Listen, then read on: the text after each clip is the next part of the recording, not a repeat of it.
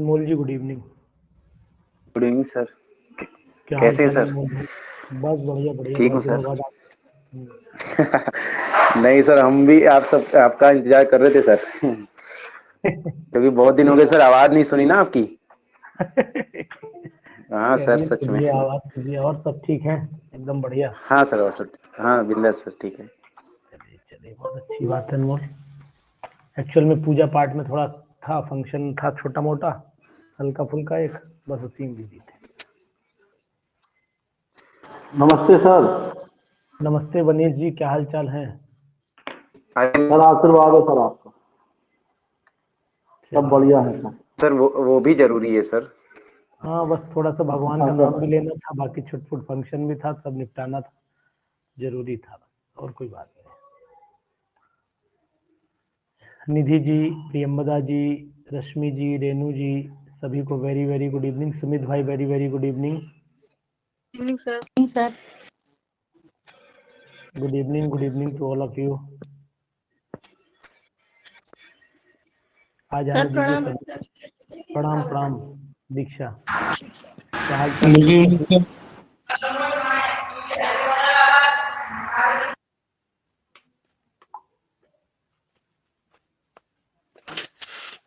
अरे दो चार लोग को और बढ़ने दीजिए, पढ़ाते हैं, शुरुआत करते हैं।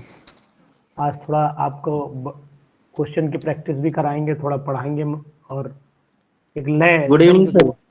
गुड इवनिंग, एक रिदम टूट गई है, उस रिदम को वापसी करेंगे ना आज, है ना। एक लाइन लेंथ होती है ना, वो लाइन लेंथ ब्रेक हो जाने से थोड़ा डिस्टर्ब हो जाती है।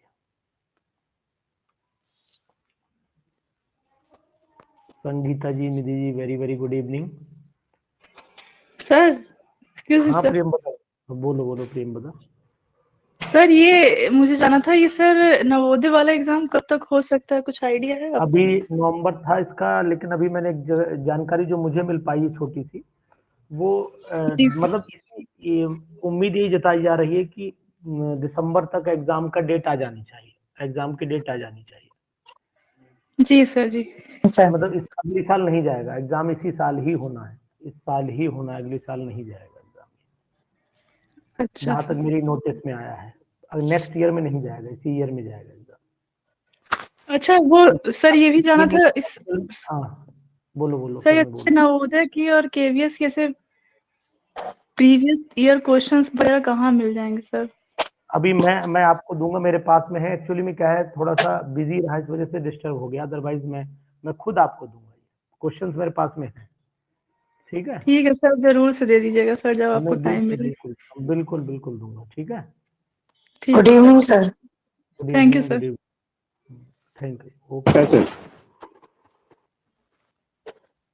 नमस्ते सर जी, गुड नमस्ते। Evening sir. गुड इवनिंग भावना जी, क्या हाल चाल है? Akhilesh sir very very good evening. सब बढ़िया।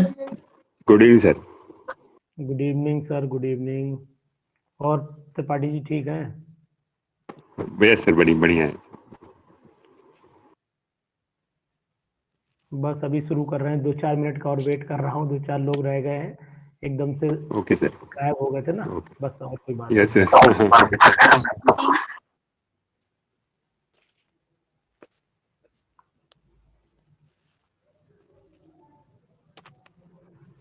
अच्छा ये बताइए, कुछ इन दिनों में पढ़े थे नहीं?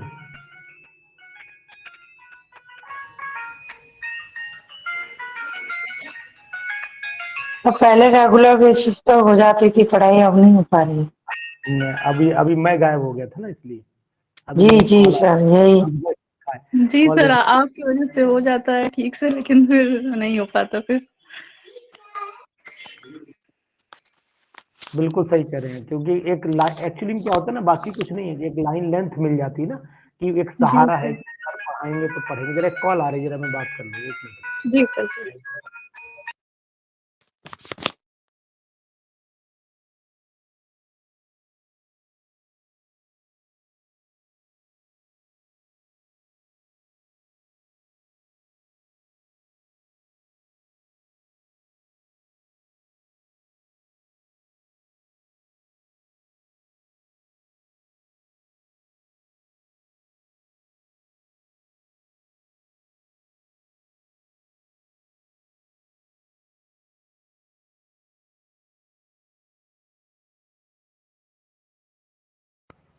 चलिए सर शुरुआत कर देते हैं। सुरेश पाल जी सब आ गए, जितने आने थे लगभग आ चुके हैं, है ना। सब लोग, हो सकता है थोड़े बहुत लोग जो सोच आ गए हो, सोचा हो सर पता नहीं पढ़ाएंगे नहीं पढ़ाएंगे कहाँ। Prabhakar sir very very good evening. Good evening sir. Cut good cut evening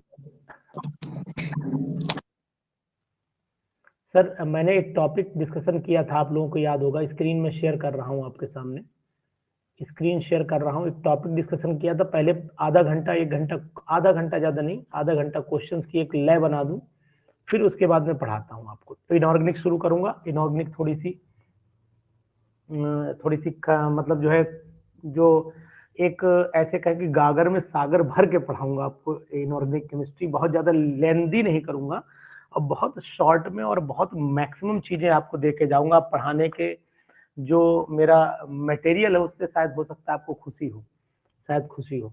लेकिन उससे पहले आपको थोड़े क्वेश्चन दिखा देता हूँ। ये क्वेश्चन मैंने आपके सामने रख दिए हैं।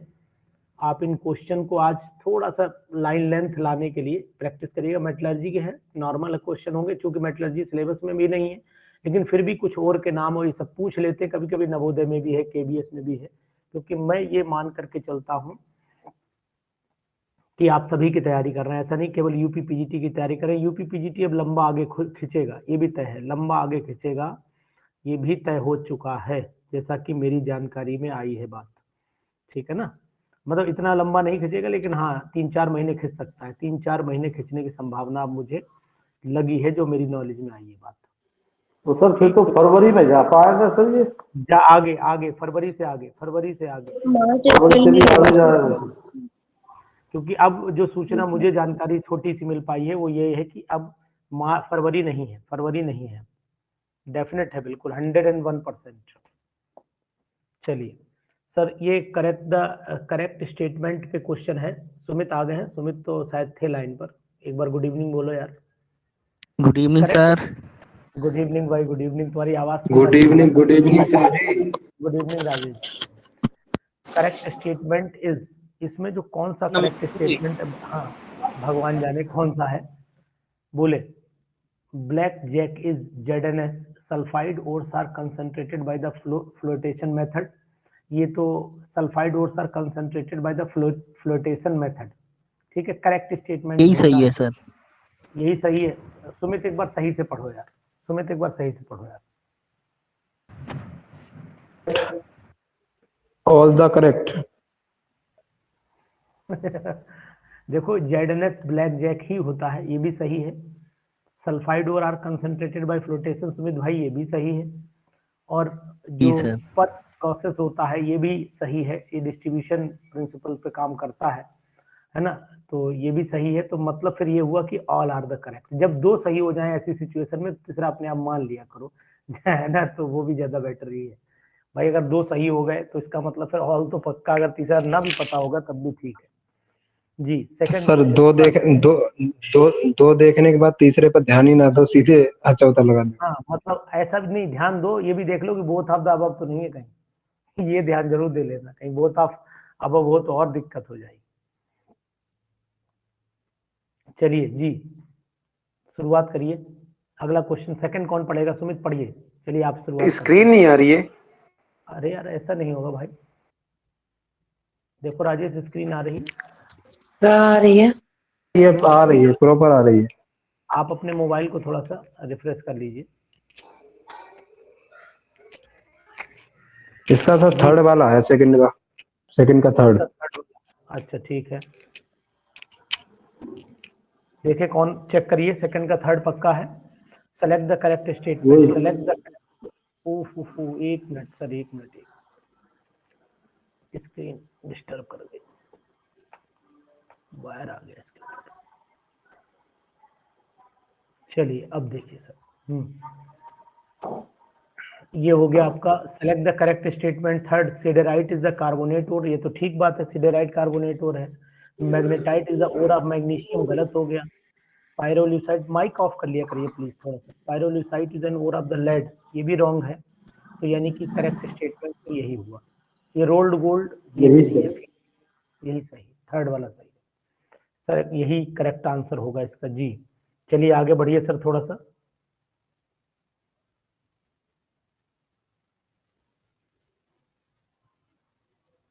तो zinc sir second which metal is used as a reducing agent in the smelting? Smelting में कौन सा मेटल यूज किया जा रहा है, बताएं साहब। सर जिंक जिंक पक्का? एल्युमिनियम भी हो सकता थोड़ा सा ध्यान लगा करके करिए, थोड़ा सा ध्यान लगा कर करिए, आराम से हो जाएगा, थोड़ा सा। Aluminium sir. यस, देखिए, which metal is used as a reducing agent in the smelting? जब स्मेल्टिंग का प्रोसेस करते हैं तो जिंक को हम लोग नहीं यूज करते, क्रोमियम को भी यूज नहीं करते हैं, एल्यूमिनियम को यूज करते हैं। आप थोड़ा सा ध्यान दीजिए, स्मेल्टिंग प्रोसेस जो होता है रिड्यूसिंग एजेंट, उसमें एल्यूमिनियम ही यूज किया जाता है। ये फिक्स रिएक्शंस हैं जो आपको आनी चाहिए, जो आपको पता रहनी चाहिए। क्वेश्चन नंबर 4 पे जाइएगा। Electrolytic method is used for the extraction of, ये भी बहुत सिंपल है। सर सिंपल है, एल्युमिनियम बोलिए। रहेगा सर। हाँ, उसमें तो एल्युमिनियम है, इसमें बोलिएगा 4th वाले में। हाँ सुमित बोलो। Aluminium sir. सर 4th में एल्युमिनियम सर। देखो थोड़ा सा जल्दी कर गए सुमित, एक चीज आपको और सर बताऊं। मे बी कैल्शियम होगा, डी होगा सर, डी। हाँ डी होगा, ऑल ऑफ देम। थोड़ा सा जल्दी कर गए। कैल्शियम भी इलेक्ट्रोलिटिक मेथड से ही होता है, एल्युमिनियम भी होता है, ठीक है। रेडियम का आपने प्रोसेस नहीं पढ़ा होगा, लेकिन रेडियम को भी आपको जानकारी में बता दूं कि इसका इलेक्ट्रोलिटिक रिडक्शन प्रोसेस जो है, इलेक्ट्रोलिसिस जो होती है वो बहुत शॉर्ट टाइम के लिए होती है, शॉर्ट टाइम के लिए, लेकिन होती वही है। तो ये ऑल ऑफ देम हो जाएगा सर। सुमित भाई थोड़ी जल्दी ना करें। रेडियो एक्टिव है उसके बावजूद होगा सर। हाँ यही लाइफ यही टाइम खास कम होता है लाइफ वैसे। टाइम बहुत कम है, शॉर्ट टाइम के लिए की जाती है इसकी इलेक्ट्रोलिसिस। यही क्वेश्चन की खास बात थी, अदरवाइज तो ये थोड़ा सा स्टैंडर्ड, पहले जो क्वेश्चन आपने लगाए थे वो नॉर्मल थे, लेकिन ये थोड़े से स्टैंडर्ड है, थोड़े से। जी माइक सर ऑफ करिए, थोड़ा डिस्टर्बेंस हो रहा है, किसी के यहाँ डिस्टर्बेंस है, माइक थोड़ा सा ऑफ रखिए। जी क्वेश्चन नंबर 5 करिए, 5th पे आइए। तो इसका डी होगा सर। फोर्थ वाला SEC। जी अच्छा एक चीज आपको और बता देते हैं, माइक किसी का डिस्टर्ब ज्यादा कर रहा है, पता नहीं क्यों। बर्तन तो नहीं धुल रहा है कोई? मीनाक्षी का शायद। देखिए इलेक्ट्रोलिटिक रिडक्शन मेथड में एक जानकारी आपको छोटी सी और दे देता हूं यहाँ पर। देखिए कैल्शियम है, एल्युमिनियम है, ये और रेडियम है, सोडियम है, पोटेशियम है, इनको हम लोग केमिकल मेथड से अगर चाहें तो नहीं कर सकते। केमिकल मेथड अगर इनमें यूज करना चाहें तो हम लोग केमिकल मेथड इसमें यूज नहीं करेंगे रिडक्शन, क्योंकि ये एक्टिव मेटल्स में गिने जाते हैं। मतलब अगर रीजन आप जानना चाहें तो ये these are considered under the active metals, that's why they can not be, मतलब इनको हम लोग जो है मेथड इसमें यूज करेंगे, केमिकल मेथड इसमें ज्यादा यूज नहीं करते हैं, ठीक है। ये चीज ध्यान रखना। और अगर आप कहोगे कि सर एल्युमिनियम में तो बेयर्स प्रोसेस यूज करते हैं, तो वो कंसंट्रेशन का प्रोसेस है, वो एक्सट्रैक्शन का एक हिस्सा, स्टेप है। ये लास्ट स्टेप की बात कर रहा है, जो लास्ट स्टेप में हम लोग इलेक्ट्रोलिटिक रिडक्शन कराते हैं, वो उसकी बात कर रहा है। ये बात भी अपने दिमाग में रखनी है। सुमित समझ रहे हैं मेरी बात? नहीं, 6th वाला देखिएगा। Third sir. अच्छा सर फिफ्थ वाला हो तो गया, फोर्थ वाला होगा ना फिफ्थ का? हाँ नहीं, 5th अभी कहाँ हुआ? 5th बताओ पहले, रुक गया था मैं। फोर्थ वाला नहीं, fourth sir. 4th the following metal pair does not form an alloy. तो इसका तो एलॉय बनता है यार, आयरन कार्बन का तो एलॉय फिक्स है, ये तो सब जानते होंगे भाई, आपने पढ़ा सर, होगा स्टेनलेस स्टील है। थर्ड होगा थर्ड होगा सर। सर, थर्ड होगा सर। सर थर्ड में मैग्नीशियम एलॉय सुना है आपने? सर पीबी प्लस एसएन नहीं सोल्डर सर, हो सुना गया। नहीं। नहीं सर, और आपने सुना होगा, रुक जाइए, रुक जाओ बलप्रीत, रुक जाओ। मैग्नीशियम एल्यूमिनियम का एलॉय सर मैग्नीलियम के नाम से आता है, नाम ही उसका अच्छा मैग्नीलियम है। अच्छा अच्छा तो ये भी ये भी हो गया। तब तो सर सेकंड होना चाहिए फिर। सेकंड होगा, इसका एलॉय नहीं बनता है, इसको सर एलॉय नहीं एफ और सी के एलॉय को क्या बोलते हैं सर? अरे इसमें मैडम आपने सुना कास्ट आयरन, रॉट आयरन के बाद जो परसेंटेज स्टेनलेस स्टील को याद करिए अच्छा आप। अच्छा ठीक है। स्टेनलेस स्टील, हम्म, क्रोमियम भी होता है उसमें। जी अब आइए 6th पे। तभी कह रहा हूँ ना, क्वेश्चन इसका आपको सी सिली आएगा। मिस्टेक करवाएंगे, ये क्वेश्चन सिली मिस्टेक करवाएंगे आपसे लगातार। कॉम्प्लेक्स फॉर्मेशन ये थर्ड आएगा। क्वेश्चन नंबर 6 पे थर्ड बोल रहे हैं, बोथ 1 and 2। जी चलो सर। ये त्रिपाठी जी बताइए, त्रिपाठी जी आप बताइए 6 का आंसर।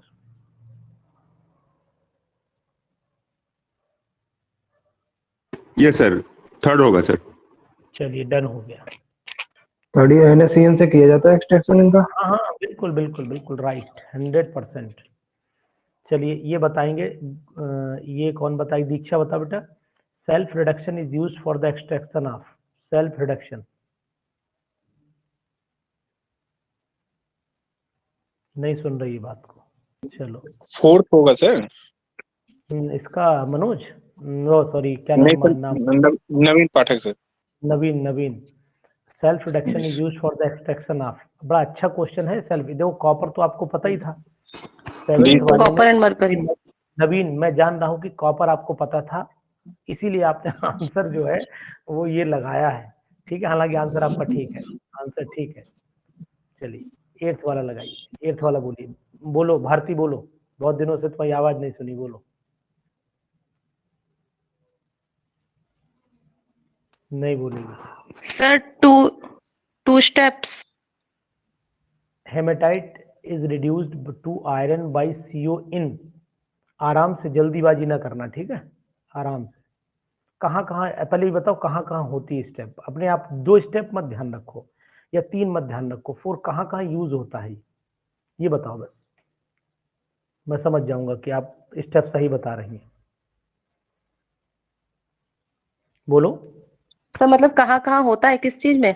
स्टेप, स्टेप कहाँ, कौन कौन सी स्टेप्स, कहाँ कहाँ स्टेप इसकी यूज होती है? पढ़ी होगी ना आपने, ब्लास्ट फर्नेस में रिएक्शंस पढ़ी सर होंगी। ब्लास्ट फर्नेस में होती है, यस सर। ठीक है, ब्लास्ट फर्नेस में कहाँ कहाँ, अब मुझे स्टेप याद दिलवाओ तब मैं समझ अब सर जाऊंगा। ऐसे तो नहीं यार। अच्छा, एक आपने सुना होगा जोन ऑफ रिडक्शन सुना होगा, एक जोन ऑफ जी कंबस्शन पढ़ा सर जी। होगा, एक जोन ऑफ फ्यूजन पढ़ा होगा।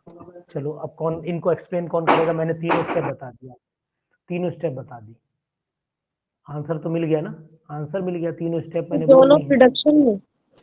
नहीं नहीं, 3 स्टेप ही है इसमें, तीनों में ही CO, haematite is reduced to iron by CO in. कितनी स्टेप इन्वॉल्व हो जाती हैं, मतलब ये नहीं कर रहा है वो CO की रिएक्शन तो एक ही जगह होती है, लेकिन वो कह रहा है कितनी स्टेप्स में ये इन्वॉल्व, तो लास्ट वाली स्टेप में आता है ना, थर्ड स्टेप पर, तो टोटल स्टेप 3 हो जाएंगे इसके अंदर। टोटल स्टेप क्वेश्चन पढ़िए एक बार, hematite is reduced to iron by CO in 3 steps. Sir जो जोन ऑफ रिडक्शन होता है उसमें जो कार्बन मोनोऑक्साइड होता है वो फेरिक ऑक्साइड को सर रिड्यूस कर देता है आयरन में। एक स्टेप हुई ना ये ऊपर वाली एक स्टेप हुई ना, यस सर। सबसे ऊपर होती है, लेकिन क्वेश्चन कह रहा है कि haematite ore is reduced to iron by CO in. ये तो पहली स्टेप में, लेकिन टोटल स्टेप कितनी इन्वॉल्व होती है? टोटल स्टेप 3 इन्वॉल्व होती है। 3 भारतीय, स्टेप्स। हाँ ये चीज है। सब आपको लग रहा है कि वो एक ही अभी थर्ड स्टेप में जो फ्लक्स और स्लैग होता है वो भी, उसकी भी फॉर्मेशन यहीं पर होती है। देखिए क्या है, सबसे पहले तो आपने देखा होगा ब्लास्ट फर्नेस के अंदर, सबसे नीचे चले आइए, सबसे नीचे चले आइए तो जोन ऑफ कंबस्शन नीचे रहता है, तो जोन ऑफ कंबस्शन रहता है ना, तो यहाँ पर हम लोग क्या देखते हैं, CO प्लस कार्बन है, C+O2 क्या रहता है यहाँ पर, एक CO2 बनता है, फिर CO2 प्लस C क्या बन जाता है यहाँ पर, एक कार्बन मोनोऑक्साइड बन जाती है जो ऊपर चली जाती है। फिर ये उसके बाद जोन ऑफ स्लैग फॉर्मेशन आ जाती है।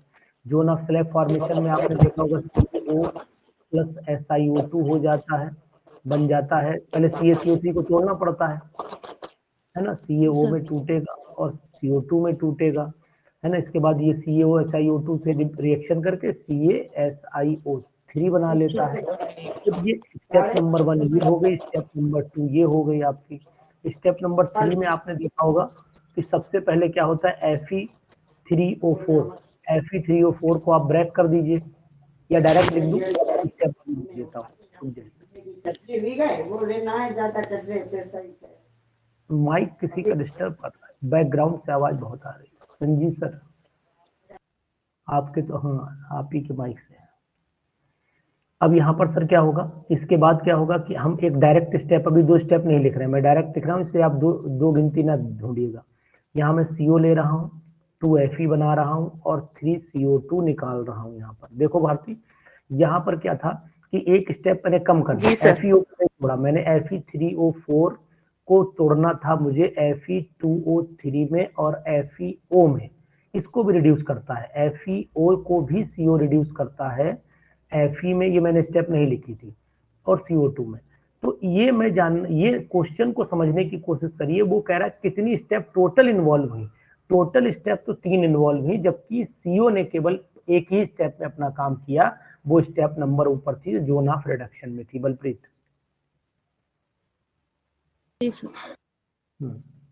तो क्वेश्चन को रीड करिए 2-1 बार, आपको समझ में आ जाएगा कि अधिकतर लोग ये आंसर लगा के आएंगे, फोर्थ वाला लगा करके आएंगे, सिंगल स्टेप में। तो ये वो हेमेटाइट को जो पूछ रहा है, वो हेमेटाइट और तभी ऊपर पहुंचा है जब नीचे से पहुंचा, ऊपर डायरेक्ट नहीं पहुंचा। CO जब बनेगी ही नहीं, CO तो तब नीचे वाली स्टेप से बन के जा रही है ना, CO ऊपर नहीं बन रही है, ये बात ध्यान रखिएगा। CO step number zone of combustion से बन के जा रही है, तब वो पूछ रहा है। थोड़ा दिमाग लगाना पड़ेगा इस क्वेश्चन पे, नहीं तो ये रॉन्ग हो जाएगा।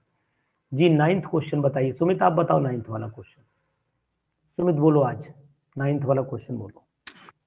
सर नहीं आता है सर। यार ऐसी बातें ना करो सर मेटलर्जी नहीं पढ़ी है सर अभी। अच्छा, नहीं रिवाइज नहीं की, OIC। जी जी सर। एक बार रिवाइज जरूर करना। देखिए जी सिलेबस सर में बिल्कुल नहीं, सर। सिलेबस में नहीं है, सर फिर भी थोड़ा सा इससे ज्यादा। ठीक है। कार्बन मोनोऑक्साइड होगा sir. Aluminium thermite process sir first, हाँ सर फर्स्ट तो नहीं होगा? बिल्कुल बिल्कुल बिल्कुल सही आपने बोल रहे हैं कि फर्स्ट वाला होगा। आपने एल्यूमिनो थर्मिक प्रोसेस पूछा, और जो सर ने बताया संजीव भाई ने, वो एक ही बात है, वो एक ही बात है। थर्माइट वेल्डिंग के नाम से भी इसे जानते हैं, thermite welding. Sanjeev ji, yes sir. Thermite welding क्या होती बताएंगे भैया, थोड़ा सा एक्सप्लेन करेंगे? उसमें Fe रिएक्ट करता है Cr2O3 से। रेलवे वो तो होती है करने के लिए। फिर से बोलिए सर। Fe2O3 Al की रिएक्शन होती है उसमें। Fe2O3 और Al की होती है ना? Al की, हाँ, वो वेल्डिंग को जो है टूटी डैमेज। सही, तो वही तो एक्चुअल में वही तो रिएक्शन है। देखिए यहाँ पर एल्युमिनियम इसको क्या करेगा भाई, ये एक ऑक्सीडाइजिंग एजेंट की तरह काम करेगा, एल्युमिनियम एक रिड्यूसिंग एजेंट की तरह काम करेगा, ये उसको एल्युमिनियम इसे रिड्यूस कर देगा, तो ये क्रोमियम बनेगा। हाँ ये चीज है वही। सर 10th बताइए। 10th तो सर जो रेलवे के जो डैमेज जो हो जाती है उसमें क्या क्रोमियम सेट होगा? उसमें तो आयरन होता है ना। हाँ तो देखिए वो आयरन के थ्रू है, वो आयरन के थ्रू है, ये एल्युमिनियम के थ्रू है जी। उसमें आयरन बनता है, क्रोमियम। जब थर्माइट वेल्डिंग की बात चलेगी तो फिर आयरन का नाम आएगा, और जब एल्यूमिनोथर्मिक प्रोसेस चलेगा तो एल्यूमिनियम का नाम आएगा। है वही मेथड, वही जी। ये बताइए, देखिए कितना बढ़िया क्वेश्चन, उसी का दूसरा भैया है 10th वाला। इसमें थर्ड हो जाएगा सर। थर्ड हो जाएगा पक्का? जी सर, अभी आप ही ने कहा सर। पकड़ लिए, सही पकड़े हैं, बिल्कुल सही पकड़े हैं आप। चलिए ठीक है, समझ पाए कुछ नहीं है बताइए? जी सर। चलिए ठीक, 11th पे आइए। 11th पे थोड़ी करिए, माइंड सेटअप हो जाएगा। बहुत दिनों से माइंड डंप हो गया होगा ना आपका, क्योंकि आपने खुद तो पढ़ा नहीं होगा, मैं भी जान रहा हूँ।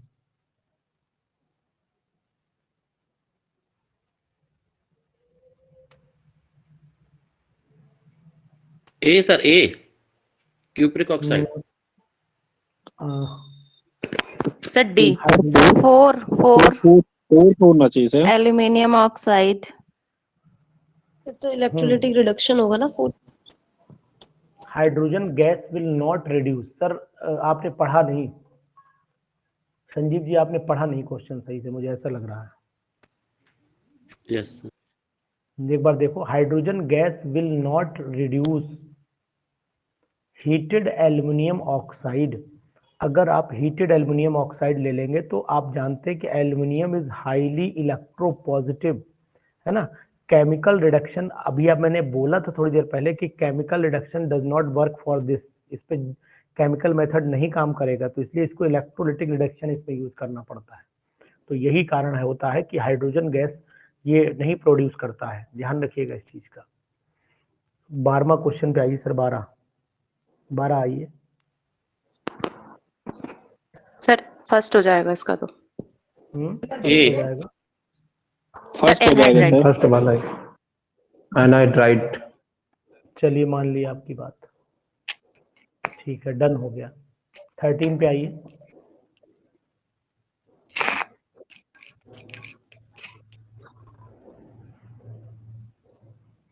सी सर। 13 का सी, बलप्रीत जी। एक बार और पढ़िए। पहला वाला होगा मेटल ऑक्साइड से मेटल। ए होगा बिल्कुल। रिडक्शन विद कार्बन, याद करवाऊं, याद दिलाऊं। एल्युमिनियम ZnO प्लस सी। जेडन का है, कैल्सिनेशन। इनर लाइनिंग जो होती है वो हम लोग कार्बन की बनाते हैं, और अभी हम लोगों ने कार्बन को ही यहाँ पर भी वो किया था, ब्लास्ट फर्नेस की इनर लाइनिंग भी कार्बन की बनाते हैं। ये सब चीजें ध्यान रखनी पड़ेगी। क्वेश्चन ट्विस्टिंग है नहीं, ये बताओ। अच्छा, क्वेश्चन में ट्विस्टिंग है या नहीं, ईमानदारी से बताना। 14 पे ठीक है।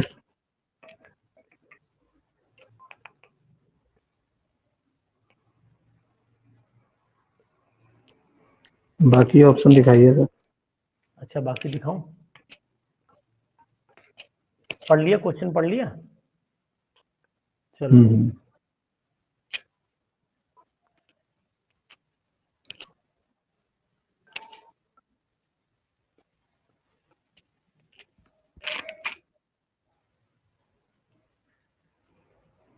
नहीं यार, इतनी देर में तो बता देना चाहिए था यार। Second sir. सेकंड होगा सर, ये एनहाइड्राइट की तरह यूज होगा यहाँ पर। तुम लोगों से ये उम्मीद नहीं हो रही है। इन द डाउन्स प्रोसेस, ठीक है, of obtaining sodium CaCl2 is added. ये किसकी तरह ऐड किया जा रहा है, ये बताओ। क्या सोडियम पिघला हुआ रहेगा? क्या सोडियम पिघला हुआ रहेगा उतने टाइम तक? To lower the temperature. हाँ, ये अब हाई लाइन पे, to lower the operating temperature, ये आएगा इसका, ठीक है ना। इसको हम लोग जब मिलाते हैं तो यानी कि इम्प्योरिटी मान लेते हैं, इम्प्योरिटी मिलाते हैं ऐसे मान लीजिए, तो इसके मेल्टिंग पॉइंट जो होता है वो लोअर हो जाता है, कम हो जाता है। अच्छा क्वेश्चन है, ध्यान रखिएगा। नेक्स्ट 15 पे आइएगा। ये क्वेश्चन पीजीटी में बहुत आ चुका है, देखो मैं दिखाता हूँ आपको। इसी में मुझे नजर पड़ी थी, अभी मैं ऊपर नीचे कुछ कर रहा था तो मुझे नजर पड़ गई थी। इसी पेज पे है वो क्वेश्चन। जर्मन सिल्वर मुझे कहीं दिखा था, मैं दिख नहीं रहा है मुझे वर्ड। 27 क्वेश्चन, 27।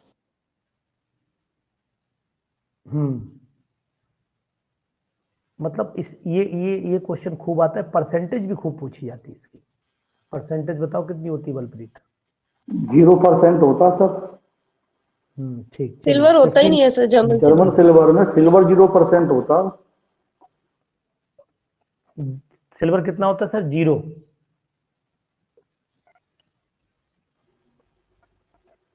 चलिए सर 15 देखिए, 15 एंग्लेसाइट सल्फेट और पक्का 15 का। हाँ जी सर, PbSO4। हाँ, PbSO4 फार्मूला होता है। वेरी गुड, नाइस, PbSO4, ठीक। चलिए 16 पे आइए सर।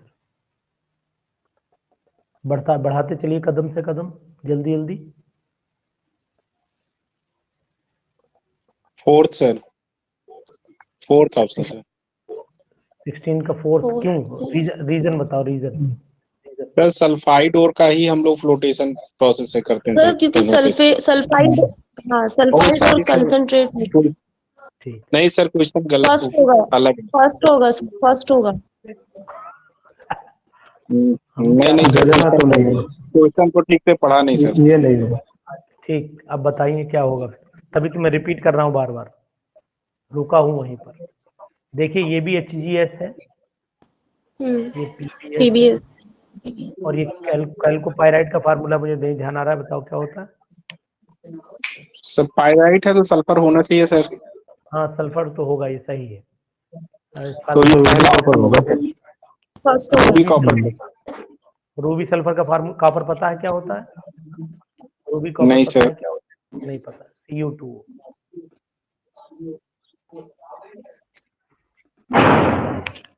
ये होता है रूबी कॉपर, ठीक है। नाम देखने में बड़ा अच्छा लगता है, रूबी कॉपर। चलिए जी 17 आइए, 17 कौन बताएगा? भावना बताओ 17।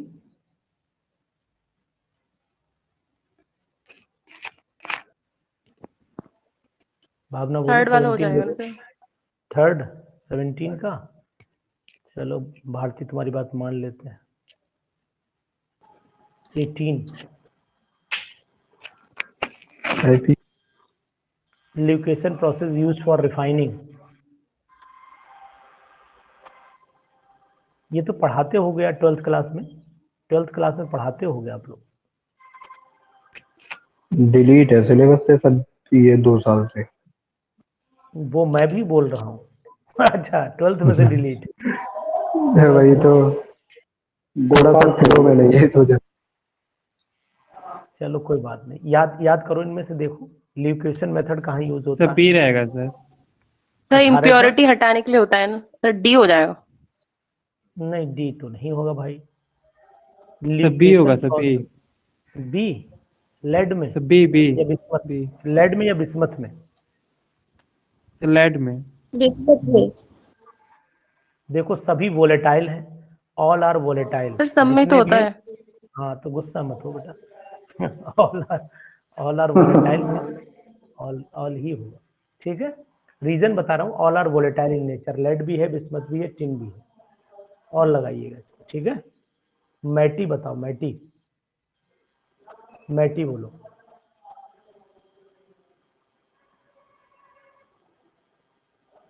बोलो भाई। Third sir, third. Third matte mixture of the CU2 is very good, nice, बहुत अच्छी बात। 20 फर्स्ट 20 का first, which of the following is the purest form of the iron?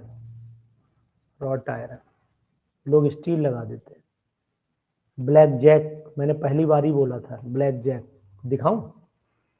देखो जेडल में, ये जेडल में था ब्लैक शायद, जैक जेडनस कहाँ है? इसमें है कहीं?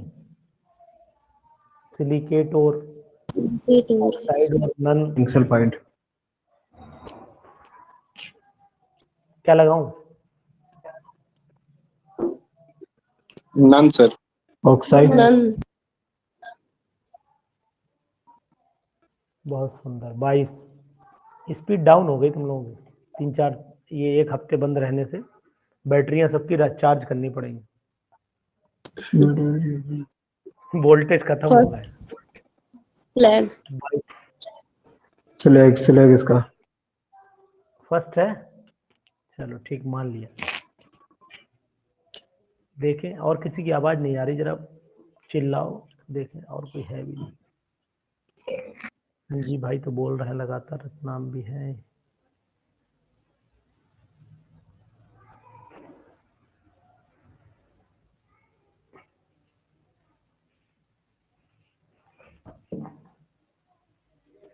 और कोई नहीं है, रमेश है, रोहित। सर रमेश जी नहीं बोल रहे हैं।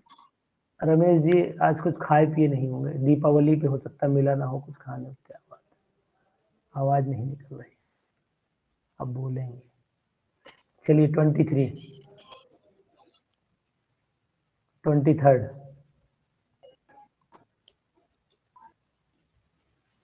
According to test. Sir cast iron. Lowest melting variety of the iron is, पक्का? या पिग आयरन है? बलप्रीत, पिग आयरन है या कास्ट आयरन है? सर नहीं पता। पिग आयरन होगा, सबसे इम्प्योर यही तो निकलता है, उसके बाद कास्ट बनता है, फिर रॉट बनता है भाई। पहले पिग आयरन, फिर कास्ट आयरन, फिर wrought iron. Bharti, yes sir, yes sir. अच्छा ये बताओ इसे पिग आयरन क्यों बोलता है? अगर तुमने ये बता दिया तो मैं समझ लूंगा तुमने पढ़ाई की मेहनत। किसे सर?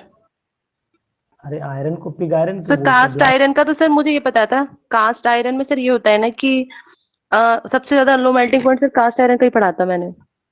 नहीं नहीं आप पिग आयरन मेरा, बता रहे हैं। नहीं नहीं, मेल्टिंग पॉइंट नहीं, क्वेश्चन ये कह रहा है कि lowest melting variety of iron वो आप जैसे ही निकलता है तो पिग आयरन जो होता है वो ब्लास्ट फर्नेस से निकला पिघला हुआ होता है, उसके बाद जब जम जाता है फिर बनता है कास्ट आयरन। तो इसका मतलब है कि अगर मेल्टिंग पॉइंट की बात करेंगे तो इसके अंदर इम्प्योरिटी जो आप बोल रही हो वो कार्बन की इम्प्योरिटी की वजह से जो मेल्टिंग है, पर हम लोग बाद में मेल्ट करते हैं तब जल्दी ये मेल्ट करता है। लेकिन जो क्वेश्चन की ट्यूनिंग है उसको परखने की कोशिश करिए आप, तब आप समझ पाएंगे इसकी, है ना? इसमें एक सर चीज और पिग है, आयरन क्यों कहते हैं सर, ये बताइए। हाँ मेरा क्वेश्चन ये था कि why it is called pig iron, ये पिग आयरन क्यों कहलाता है? ये कौन बताएगा पूरी टीम में से हमारी? संजीव भाई बताइए, why it is called pig iron, इसका नाम ढूंढ के क्यों रखा गया पिग आयरन? बड़ा अजीब बात है ना। हो सकता है इसका काऊ आयरन रख देते, हॉर्स आयरन रख देते, गोट आयरन रख देते, ये पिग आयरन क्यों रखा गया? अगर आज आप लोग बता दोगे तो मेरा कसम से मन खुश हो जाएगा। सर कार्बन परसेंटेज ज्यादा होने की वजह से। वो तो सर कास्ट आयरन में मतलब भर को बहुत है। तो क्या सर ऐसा तो नहीं हो सकता कि वैरायटी ऑफ फ्लैश की वजह से भी रख दिया हो ये नाम, बिकॉज इसमें परसेंटेज आयरन की कम है। मनप्रीत एक चीज जो आपको बताएं, जो साइंस का जी इंसान सर। होता है वो थोड़ा हट के नहीं सोचेगा, वो पूरा दिमाग साइंस पे लगाता है। जी सर। थोड़ा हट के सोचो, पता लग जाएगा। साइंस सर ज्यादा ना कुछ लगाओ। पिक का यूज होता होगा इसमें। सही बताया तुमने, पिक का यूज जरूर होता होगा कुछ। है सर? सर ठीक। चलो मैं हिंट होता है देता सर? हूँ। नहीं, पिक का यूज कैसे, पिक का सर क्यों होता है यूज? क्या? ऐसा ऐसा तो नहीं होगा फिलहाल। ऐसा तो फिलहाल जी नहीं है, पिक का यूज कहाँ सर, करेंगे? नहीं हिंट करेंगे। दीजिए सर। हिंट दें? जी। ये पिग वाला वर्ड यूज हो रहा है, मतलब इसका कहीं ना कहीं लिंक आ रहा है इसमें, इतना हिंट दिया मैंने। परेशान करूंगा थोड़ी देर। प्योर आयरन यही होता है जो निकलता है ब्लास्ट फर्नेस से। मेरे भाई साहब अगर प्योर होता है क्या? सर इसमें रेटिंग होता है इसलिए। नहीं, अब सुनो मैं आंसर देता हूँ। सर ये भी तो मतलब इम्प्योर प्लेस पे ही रहते हैं ना, तो ये भी इम्प्योर ही है थोड़ा, इसलिए रख दिया होगा नाम। चलो ठीक, मान लिया आपकी बात। जरा देखो पिक खाता होगा ये। अरे ऐसा यार तो नहीं है गर्म सर, गर्म आयरन। हाँ ये मोल्ड में रखा जाता है। Sir high carbon content. जो स्केल पिग है, पिग के मोल्ड बनाकर उसमें रखा जाता है पिग आयरन। देखिए अब आप सही लाइन लेंथ पे गए। ये एक्चुअल में क्या होता है सर, पिग आयरन जो निकलता है ब्लास्ट फर्नेस से आयरन, वो बिल्कुल डंबल शेप, यानी कि वो ढोलक जैसे नहीं होता ऐसे करके, जो सर ने बोला कि जो मोल्ड होते हैं उसकी कंडीशन में इसे निकाल करके रखा जाता है। तो सिचुएशन जो इसकी बनती है वो इम्प्योर होने के साथ, number one it is impure iron, और second time its shape is like the small small pig, जो पिगियंस होते हैं, जो पिगियंस बोलते हैं, क्या बोलते हैं, बच्चे जो होते हैं उसके, पिग के जो बच्चे होते हैं छोटे छोटे से, वो बिल्कुल उसी बॉल लाइक स्ट्रक्चर से बाहर आता है, छोटी छोटी बॉल लाइक स्ट्रक्चर से आता है, और ये इम्प्योर होता है, इसीलिए इसका नाम रखा गया पिग आयरन। ढूंढो किताबों में नहीं मिलेगा। हाँ, जो छोटी ना छोटी बेसिक बॉल लाइक। हाँ हम काम पूछ रहे हैं। हाँ, आप साइंस में चले जा रहे हो ना, लगातार साइंस दिमाग लगाए चले जा रहे हो। मैंने हिंट दिया ना, साइंस ज्यादा ना लगाओ इस पे, इसीलिए इसको पिग आयरन बोला गया। Number one impure iron, number two its shape, ball की जो शेप होती है वो पिग के जो छोटे छोटे बच्चे होते हैं उनकी तरह रहती है, इसीलिए इसको पिग आयरन बोला गया। ढूंढना किताबों में, बहुत मुश्किल से मैंने ढूंढा है जी। Thank you. 24 Fe2O3 सर। बेयर्स प्रोसेस यूज्ड, ठीक है, bears process is used Fe2O3। यार सही से लगाओ दिमाग भाई। सिलिका। नहीं सर सिलिका सही होगा, है, सिलिका। Fe2O3 सिलिका तो सरपेक प्रोसेस होता है। हाँ वेरी गुड। देखिए सर, सिलिका SiO2 की इम्प्योरिटी रहेगी तो बेयर्स प्रोसेस का यूज करेंगे, और Fe2O3 आयरन की इम्प्योरिटी रहेगी तो हम लोग बेयर्स प्रोसेस का यूज करेंगे। और इससे कौन सा और प्यूरिफाई होता है जरा बता दीजिएगा एक बार और। Bauxite sir. बॉक्साइट का सर फार्मूला एल्यूमिनियम। बोलिएगा। हाँ एल्युमिनियम का और है बॉक्साइट। Al2O3.2H2O। ठीक है, शाबाश, वेरी गुड। 25th पे आइए, 25th पे आओ, chemistry.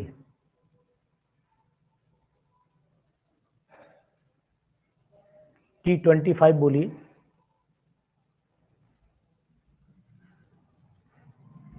A sir A. Iron Which one of the following pair of the elements might from an alloy? ठीक, 25 बोले सर, पढ़ लिया मैंने। एक बार और पढ़िए इसे, एक बार और पढ़िए। Iron and carbon. हाँ क्योंकि यही आपने अभी बताया था। ऊपर भी आया था सर।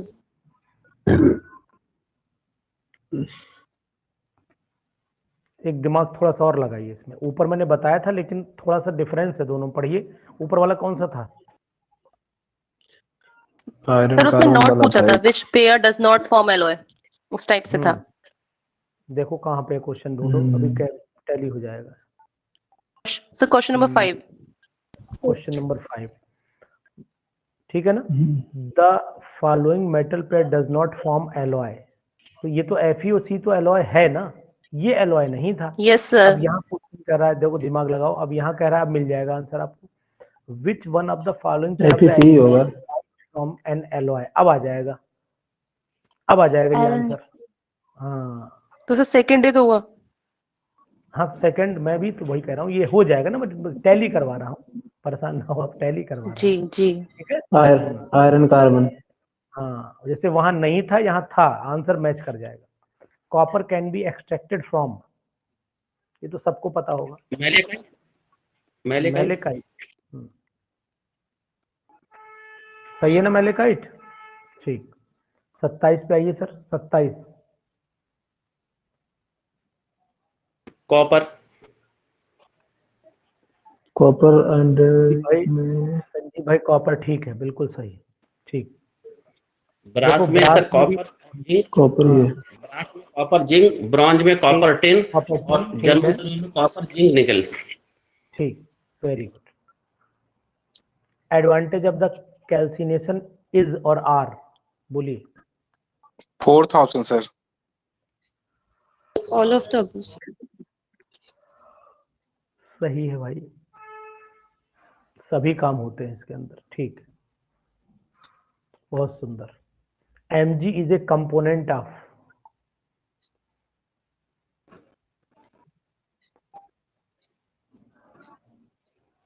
फर्स्ट है क्योंकि जर्मन सिल्वर तो होगा नहीं, ब्रास में तो है नहीं।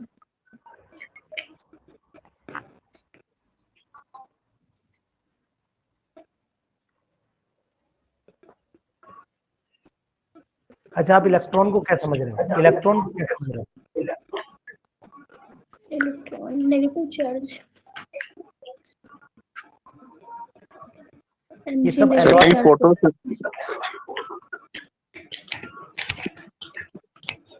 सर किसी के माइक से ओवरलैपिंग आ रही बहुत ज्यादा बैकग्राउंड, थोड़ा सा बंद करिए जी।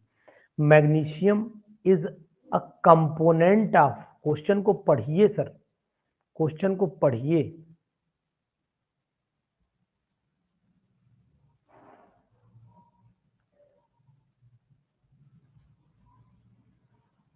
सर ये क्लोरोफिल से तो रिलेटेड नहीं है सर। क्लोरोफिल से रिलेटेड तो नहीं है, लेकिन देखिए ब्रास में तो है नहीं, काट दीजिए, ठीक है। सेकंड, हाँ सेकंड होगा इसके अंदर। बता दूं मैं आपको, इलेक्ट्रॉन जो एलॉय होता है इसके अंदर। हाँ बोलिए बोलिए, मैं बता। हाँ 90 मेरे ख्याल में 95% के आसपास मैग्नीशियम हाँ 95% मैग्नीशियम होता है, ठीक है। और बचा बाकी साइड थोड़ा 5% जिंक होता है। थोड़ा हाँ। नहीं सर, 5% जिंक होता है। वेरी गुड, बहुत सुंदर। लेकिन सर सब लोग जान लो। कॉन्स्टेंटेंट क्या होता है? कॉन्स्टेंटेंट ए। जो होता है, हाँ कॉन्स्टेंटेंट जो होता है, ये आपने सुना होगा कि सुना क्या होगा, देखा होगा, जो हम लोग वायर यूज करते हैं आपका इसमें जो वेइंग बैलेंस जो होता है, बैलेंस में ऊपर जो बना होता है, क्या बोलते हैं उसे, जिसकी पॉइंट राइडर। हाँ राइडर जी, ये उसी का बना होता है। और इसके अंदर एक तो टंगस्टन होता है, टिन भी होता है इसके अंदर। एक मुझे नहीं ध्यान आ रहा कि एक चीज और भी है इसके अंदर, या तो गैलियम नहीं होगा, कोई और है एक एलिमेंट, वो एग्जैक्ट नहीं याद आ रहा है। ये उसी में यूज होता है सर, जो मतलब ऐसे वायर जिनकी स्ट्रेंथ बहुत होती है, एक बार मुड़ जाए तो फिर वैसे ही बने रहते हैं। अच्छा ये सर रियोस्टेट में फिजिक्स में भी यूज होता है शायद, जहां तक मुझे याद है, फिजिक्स में भी यूज होता है, आप याद करिए, आपने पढ़ा होगा। जी सर, याद है रियो स्टेट में। हाँ ठीक हाँ है। रियोस्टेट में पढ़ा होगा आपने कांस्टेंट। जी 30 पे आइए।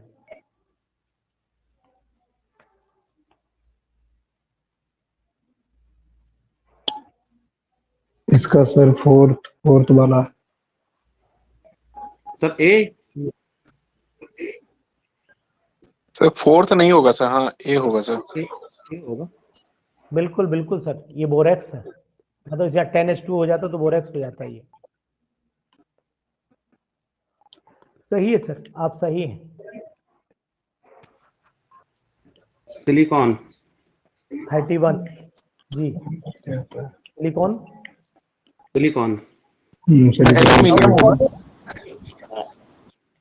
अच्छा सिलिकॉन। ठीक है। Main element of the pitch blend. Thorium. Uranium sir, uranium आएगा sir.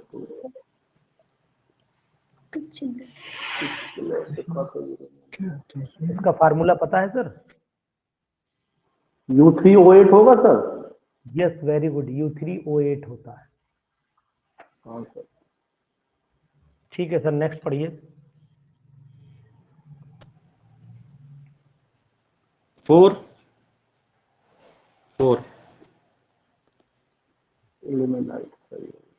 The mineral containing the titanium occurring in the India is, कौन बताएगा? 33 फोर्थ वाला ही होगा, फोर्थ इल्मेनाइट। ठीक, फोर्थ ही है सर। सही और टाइटेनियम ऑक्साइड का मिक्सचर। बिल्कुल बिल्कुल, डेफिनेटली सर, डेफिनेटली। बनीश जी आज आप धुआंधार बल्लेबाजी कर रहे हैं जी। 34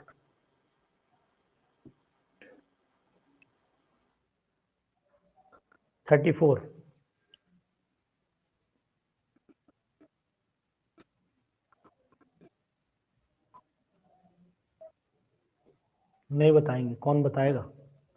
सर सेडिमेंटेशन होगा सर। नहीं सर, कोगुलेशन। देखिए फ्रॉथ फ्लोटेशन मेथड में होता क्या है कि ये इसके ऊपर जो फोम होता है वो इसके ऊपर एड्जॉर्ब, जैसे फोम है, फोम की सरफेस पे ऐसे करके सल्फाइड और एड्जॉर्ब हो जाता है। तभी आपने देखा होगा कि बाद में it will settle down, foam is settle down to leave the sulphide ore, ये पढ़ा होगा सेंटेंस आपने।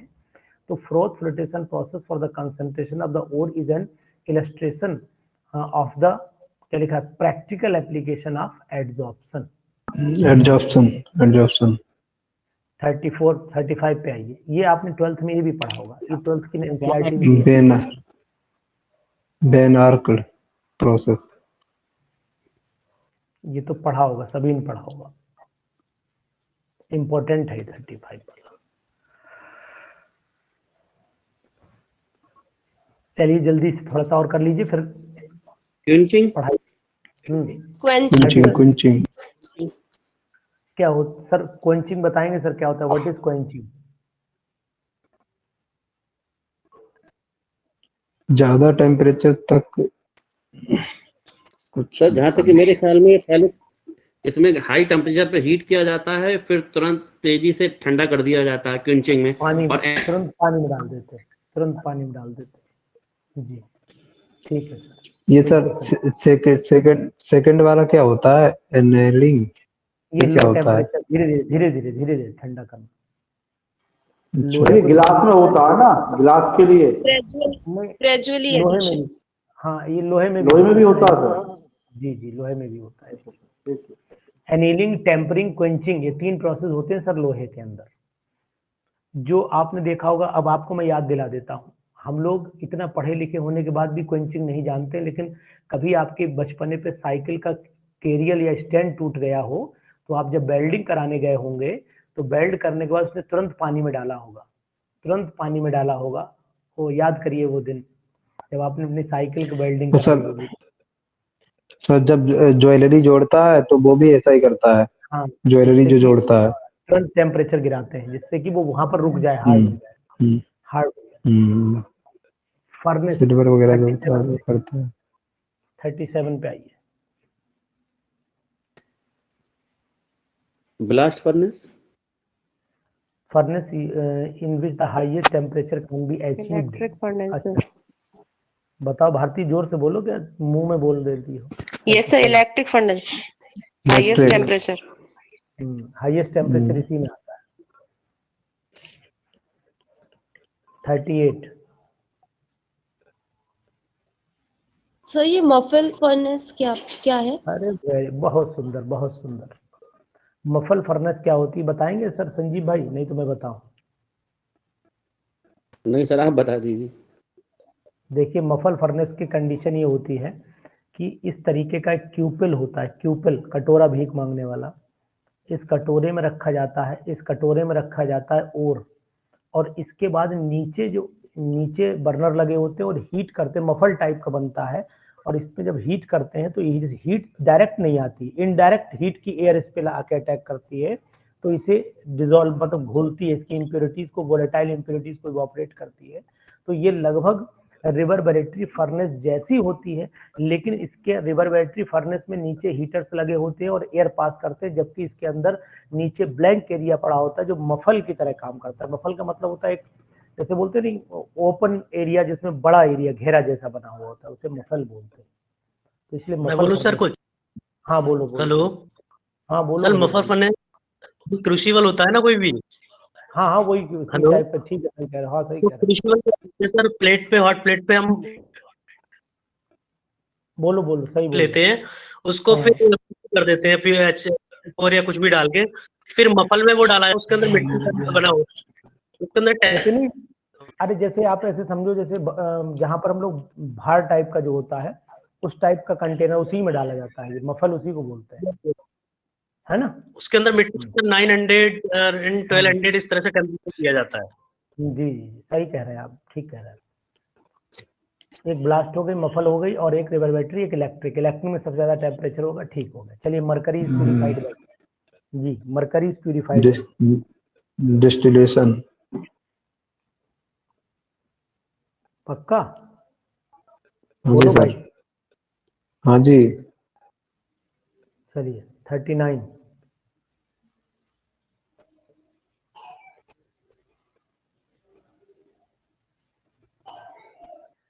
वो 40 क्वेश्चन रोस्टिंग, कराऊंगा फिर जी। Melting sir.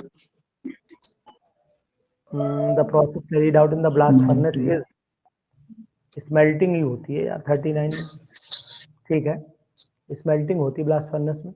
लास्ट 40 बोलिए जल्दी से।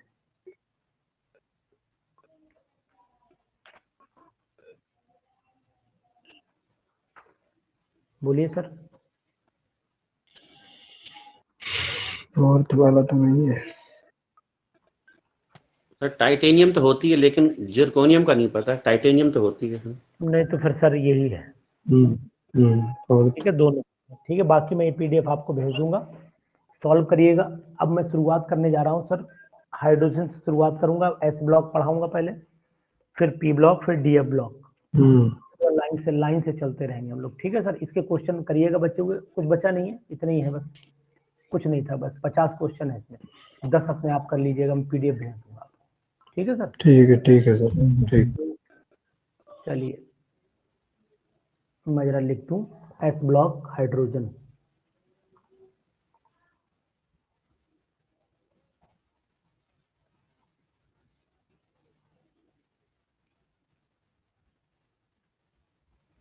चलें सर शुरुआत करें। अब आप लोग सुनते रहिएगा, इसमें बहुत ज़्यादा आपको परेशान होने की ज़रूरत नहीं पड़ेगी और बहुत ज़्यादा पढ़ना भी नहीं पड़ेगा। कारण सिर्फ इतना है कि हाइड्रोजन को खूब आपने पढ़ा, बचपन से पढ़ते हुए आए हैं। जहाँ जहाँ मैं पूछूं बस वही जवाब दीजिएगा, बाकी आप सुनते रहिएगा। देखिए ये एक तो ये मैं मान लेता हूँ कि अगर मैं हाइड्रोजन को यूज़ करता हूँ, यहाँ से लिखता हूँ, हाइड्रोजन को यूज़ करता हूँ तो सिंबल आपको पता है, ये सब कुछ आपको पता है। पोजीशन अगर पीरियोडिक टेबल में देख लेता हूँ तो लिखने के तौर पे लिखना तो पड़ेगी। ग्रुप बी इसका फर्स्ट होता है, ग्रुप भी इसका फर्स्ट होगा, पीरियड भी इसका फर्स्ट ही होता है। दोनों चीजें फर्स्ट रह जाती हैं। अगर मैं आपसे ये पूछना चाहूँ कि hydrogen gas first element periodic table का है जो डिस्कवर किया था, मुझे नहीं पता किसने किया था, बताओगे किसने डिस्कवर किया था? डिस्कवरर का नाम अगर आप बता देंगे, डिस्कवर इसने किया था, डिस्कवरर इसका कौन था? बोलेगा जल्दी से कोई बोल दो, डिस्कवरर इसका कौन था? बोलो कोई लोग, कौन बोलेगा? Presley sir. प्रिस्टले। और कोई बताइए, और कोई बताइए। प्रिस्टले नहीं थे सर, कैवेंडिश। जी जी ठीक है, ठीक है, कैवेंडिश ने डिस्कवर किया था। कैवेंडिश ने, आप शांत रहिएगा, कैवेंडिश ने डिस्कवर किया था। और इसका नाम हाइड्रोजन क्यों पड़ा, ये भी बात आपको जानकारी में होगी, मुझे बताने की शायद इस लेवल पर जरूरत नहीं पड़ेगी। हाइड्रोजन का नाम हाइड्रोजन पड़ने का कारण ही दो चीजें थी, हाइड्रो था और एक जन था। हाइड्रो था और एक जन था, यानी कि जो वाटर प्रोड्यूसर होता है, उसी को हम लोग हाइड्रोजन बोले थे। तो इस चीज भी आपको ध्यान पता ही होगी, कोई दिक्कत नहीं, कन्फिग्रेशन मैंने लिख ही दिया है। अगर 1H1 का कन्फिग्रेशन लिखोगे तो 1S1 हो जाएगा।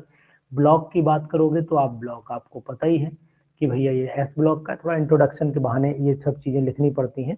अब अगर मैं इसके इंपॉर्टेंट पॉइंट्स की बात कर लेता हूं तो सबसे पहली बात तो ये है कि ये लाइटेस्ट एलिमेंट माना जाता है, यानी एलिमेंट है, मेटल नहीं है, ध्यान रखिएगा। एक तो first element of periodic table है, एक तो ये first element of periodic table है। ये छोटी छोटी बातें, first element of periodic table हो गया।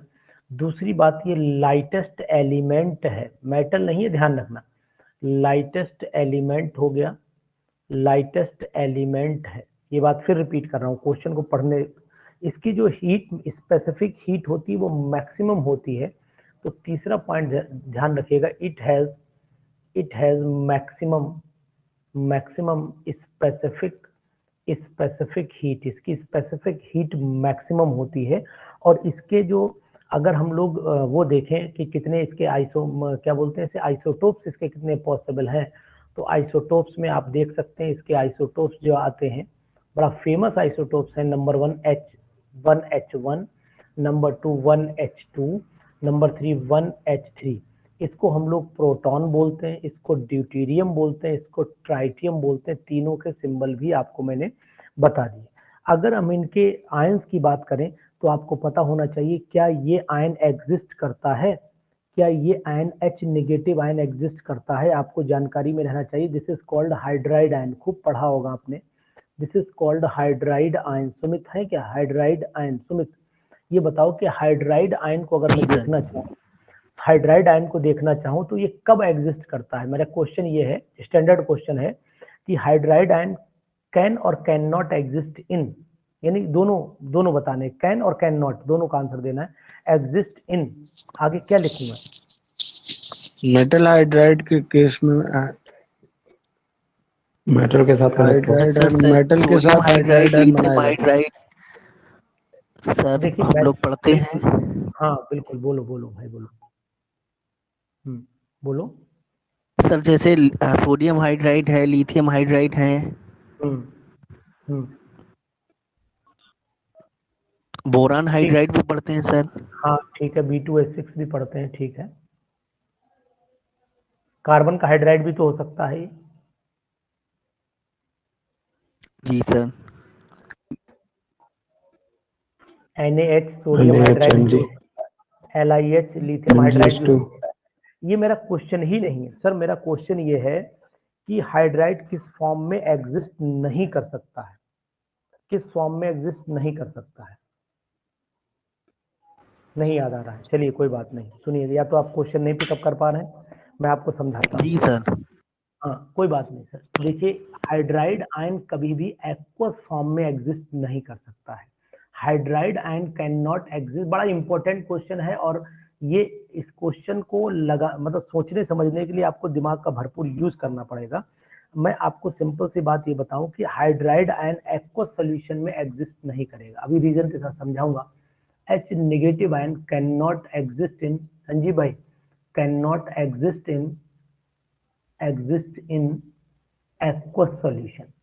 एक्वस सॉल्यूशन में एग्जिस्ट नहीं करता है, एक्वस सॉल्यूशन में ये एग्जिस्ट नहीं करेगा। अब आप अगर आगे मैं इसको आगे बढ़ाने की कोशिश करूं, जबकि H पॉजिटिव आयन को साइंटिस्ट ने बताया था, आप याद करिए थ्योरी ब्रॉन्स्टेड लॉरी की, और उसके बाद आगे आपने पढ़ी होगी कि जब वाटर को तोड़ा था तो वाटर को तोड़ने के बाद आपने नोटिस किया था कि पहले साइंटिस्ट ने कहा था कि H पॉजिटिव आयन और OH नेगेटिव आयन बनता है, जो ये H positive ion further water से कंबाइन कर लेता है और कंबाइन करने के बाद ये हाइड्रोनियम आयन बना लेता है। ये आपने लोगों ने पढ़ा होगा, लेकिन आप लोगों ने कहीं पर भी इस चीज को नहीं पढ़ पाया होगा कि H नेगेटिव आयन जो है वो फ्री एग्जिस्ट। जैसे अगर आपने तोड़ा होगा CaH2 को, अगर आपने तोड़ा होगा तो Ca डाई पॉजिटिव बना होगा और यहाँ पर 2H नेगेटिव। ये रिएक्शन आपने नहीं पढ़ी होगी। हाइड्राइड डायरेक्ट तो पढ़े होंगे, हाइड्राइड नाम सुने होंगे,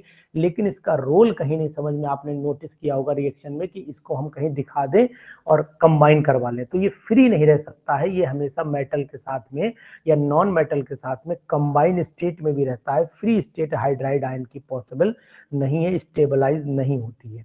अगर हम लोग इनके ऑर्डर की बात करें, रीजन और भी बता रहा हूं आपको, अगर इनके और साइज की बात करें, इनके डिक्रीजिंग ऑर्डर ऑफ साइज की बात करें, तो सबसे बड़ा साइज तो आपको इसी का दिखेगा, उससे छोटा साइज आपको हाइड्रोजन का दिखेगा, उससे छोटा साइज आपको H पॉजिटिव आयन का दिखेगा। तो ये एक चीज ऐसी भी कंडीशन है कि हाइड्रोजन की जो कंडीशन होती है, इसके बड़े साइज होने का रीजन यही होता है कि साइज बड़ा होने की वजह से भी इसकी एग्जिस्टेंस में दिक्कत आती है, क्योंकि ये वाटर से फिर कंबाइन नहीं। अगर मान लीजिए सपोज कर लेते हैं कि आप कहो कि सर H2O को H नेगेटिव से कंबाइन करा दो, तो हम H नेगेटिव से जैसे ही कंबाइन कराने की कोशिश करेंगे तो क्या पॉसिबिलिटी आपको लग रही है कि क्या बनेगा? ये OH नेगेटिव आयन बना लेगा खट से, और कौन सी गैस निकाल देगा? ये हाइड्रोजन गैस निकाल देगा। सर ध्यान दीजिए, ये OH नेगेटिव बना लेगा और इसका जो H पॉजिटिव निकलेगा वो खट से इससे कंबाइन करके H2 बना करके निकल जाएगा। इसीलिए कभी भी hydride ion H negative exist Sumit नहीं करता है। फिर मेरी बात को सुनो, ये जो H2O मैंने ऊपर तोड़ा है ये H पॉजिटिव बना रहा है, और हाइड्राइड आयन अगर जैसे ही बना, ये टूट के जैसे ही बना, उसने तुरंत हाइड्रोजन से कंबाइन कर लिया और इसने हाइड्रोजन गैस बना दी। इसीलिए हाइड्राइड आयन एग्जिस्ट नहीं करता है एक्वस मीडियम में। फिर बोल रहा हूँ एक्वस मीडियम में या एक्वस सॉल्यूशन में। This is one of the most important question, ध्यान रखिए। इसके बाद हम लोग चल लेते हैं भाई, अब जनरल बातें हैं, छोटी छोटी बताता चलूंगा आपको। अगर मैं हाइड्रोजन की बात करता हूं तो हाइड्रोजन मेटल से भी प्रॉपर्टी यानी फर्स्ट ग्रुप से भी रिजेंबल कर लेता है, और ये हैलोजन से भी रिजेंबल कर लेता है। दोनों बातें भी आपको धीरे धीरे बताता चल रहा हूं। सबसे पहले मैं आपको रिजेंबलेंस बता देता हूँ, रिजेंबलेंस विद अब ये मत कहना सर छोटे बच्चों को पढ़ा रहे, रिजेंबलेंस विद एल्कली मेटल्स, क्योंकि आपको रिमाइंड कराना बहुत जरूरी है। एल्कली मेटल्स, सबसे पहली बात यह है कि नंबर 1 ये इलेक्ट्रॉनिक कन्फिगरेशन से रिजेंबल करता है। कैसे करता है आपको पता है कि अगर मैं दोनों का कन्फिगरेशन लिखूं, चाहे वो हाइड्रोजन का लिखूं और चाहे वो मेटल्स का लिखूं, फर्स्ट ग्रुप के मेटल से लिखूं, एल्कली मेटल का लिखूं, तो लास्ट में 1 आना ही आना है। जैसे 1s1, 2s1, 3s1, 4s1 and so on. यानी कि जनरल इलेक्ट्रॉनिक कन्फिगरेशन इसका लास्ट वाला जो वैलेंस सेल का होता है वो NS1 ही रहता है। एक बात से रिजेंबल ये हुआ। दूसरा रिजेंबल बात करता हूँ कि इलेक्ट्रो पॉजिटिव करेक्टर होता है, और इलेक्ट्रो पॉजिटिव बेचारे मेटल भी होते हैं और इलेक्ट्रो पॉजिटिव हाइड्रोजन भाई साहब भी होते हैं। अगर चाहो तो आप ऐसे देख लो, और अगर आप इनकी मेटल एल्कली मेटल की बात करो तो Li पॉजिटिव होता है, Na पॉजिटिव होता है, K पॉजिटिव होता है एंड सो ऑन। ये इस तरीके से भी आप इनको शो कर सकते हैं, दिखा सकते हैं। इसके बाद अगर हम लोग इनकी बैलेंसी और ऑक्सीडेशन स्टेट की बात कर लें तो एक तो ऑक्सीडेशन स्टेट आप समझा दीजिए, दूसरी वैलेंसी आप समझा दीजिए, दोनों को बता दीजिए, कोई दिक्कत नहीं। वैलेंसी इनकी 1 होती है और भाई इनकी एल्कली मेटल की भी वैलेंसी 1 होती है। ऑक्सीडेशन स्टेट की बात कर लो तो भैया ये +1 ये भी शो करता है और एल्कली मेटल भी +1 शो करते हैं। तो ये चीज भी आप दोनों को कॉमन बता सकते हैं कि भाई ऑक्सीडेशन स्टेट इसकी भी +1 है जैसे, और आप देखें तो इनकी भी +1 है, इनकी भी +1 आपको दिखाई दे जाएगी। वैलेंसी की बात करो तो 1 बोला जाएगा, यहाँ भी 1 ही बोला जाएगा। वैलेंसी साइन के साथ नहीं बोली जाती है, कभी वैलेंसी बोलिए तो 1 2 एंड सो ऑन, कभी वैलेंसी साइन के साथ आप नहीं बोलिएगा, इस बात का भी आप ध्यान रखना है।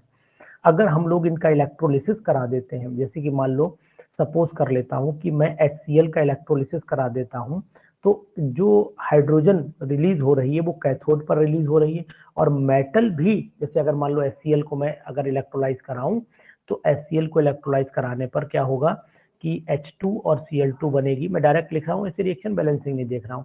H2 जो जाएगी ये कैटायन है, कैथोड पे जाएगा, है ना, तो इसका मतलब हाइड्रोजन कैथोड पे आपको मिल जाएगी। लेकिन सेम प्रोसीजर अगर NaCl में करा देता हूं तो ये भी तो कैटायन है, ये भी Na और Cl2 मिलेगी, बैलेंसिंग आप देख लीजिएगा, ये भी तो कैटायन रहा होगा, तो ये भी तो कैथोड पर ही जाएगा। तो इसका मतलब ये हुआ कि ये लिबरेट जो होते हैं हमेशा वो कैथोड पर ही लिबरेट होते हैं, इस बात का भी ध्यान रखना पड़ेगा। हाइड्रोजन भी एक अच्छा रिड्यूसिंग एजेंट है जो आयरन ऑक्साइड को आयरन में कन्वर्ट कर देता है। सोडियम भी एक अच्छा रिड्यूसिंग एजेंट है जो TiCl4 को Ti में रिड्यूस कर देता है। तो इसका मतलब हुआ कि हम रिड्यूसिंग प्रॉपर्टी भी एक्सप्लेन कर सकते हैं इसकी, यानी मैं यहाँ पर लिख देता हूँ रिड्यूसिंग प्रॉपर्टी, और रिड्यूसिंग प्रॉपर्टी दोनों की ही लिखे दे रहा हूँ। एक तो मुझे जानकारी में है कि Fe2O3 साहब को अगर मैं हाइड्रोजन के साथ यानी कि 4H2 के साथ में ट्रीटमेंट कर देता हूँ तो आपको ध्यान रहना चाहिए, बैलेंसिंग भैया कर लीजिएगा, Fe3O4 लेना चाहिए था, Fe2O3 नहीं हो पाएगा, गलती हो गई छोटी सी। यानी कि मैं यहाँ पर ले लेता हूँ Fe3O4 ले लेता हूँ, 4H2 है तो अब निकल जाएगा, ये 3Fe बन जाएगा हमारे साथ में, और ये यहाँ पर 4H2O बन जाएगा। सेम प्रोसीजर अगर मैं लगा देता हूँ कितना इसमें, यानी टाइटेनियम का क्लोराइड ले लो, TiCl4 ले लो, और बैलेंसिंग के लिए यहाँ 4 Cl है तो 4 Na ले लो, तो 4 Na ले लीजिए। प्रोसीजर क्या हो जाएगा आपको पता है, 4 NaCl आ जाएगा और साथ में यहाँ पर टाइटेनियम अलग से ये रिड्यूस हो जाएगा। तो इसका मतलब ये रिड्यूसिंग प्रॉपर्टी भी ये दोनों शो करते हैं। जैसे हाइड्रोजन साहब जो होते हैं उनकी एक खास बात और होती है, जैसे वो बना लेते हैं, आपने सुना होगा HCl बना लेंगे, वो आपने सुना होगा HBr भी बना लेंगे, आपने सुना होगा वो HI भी बना लेंगे, वो गंगा जल भी बना लेंगे, वो H2S भी बना लेंगे। तो क्या ये कमजोर पड़ जाएंगे? ये भी बनाएंगे, नाचल हाचल सब बना लेंगे, ये NaCl KBr ये बना लेंगे, है ना, ये K2O भी बना लेंगे, ये मानेंगे नहीं, ये K2S भी बना लेंगे एंड सो ऑन। तो ये सब वही प्रॉपर्टी लगभग शो करते हैं जो प्रॉपर्टी हाइड्रोजन शो करता है, रिजेम्बलेंस बोली जाती है, जो अक्सर कभी कभी छोटे छोटे क्वेश्चन में पूछ लेते हैं। अगर हम लोग इसकी रिजेम्बलेंस जो है वो हाइड्रोजन की रिजेम्बलेंस हैलोजन से देखें तो वो भी पॉसिबल है। तो यहाँ पर मैं लिख देता हूँ रिजेम्बलेंस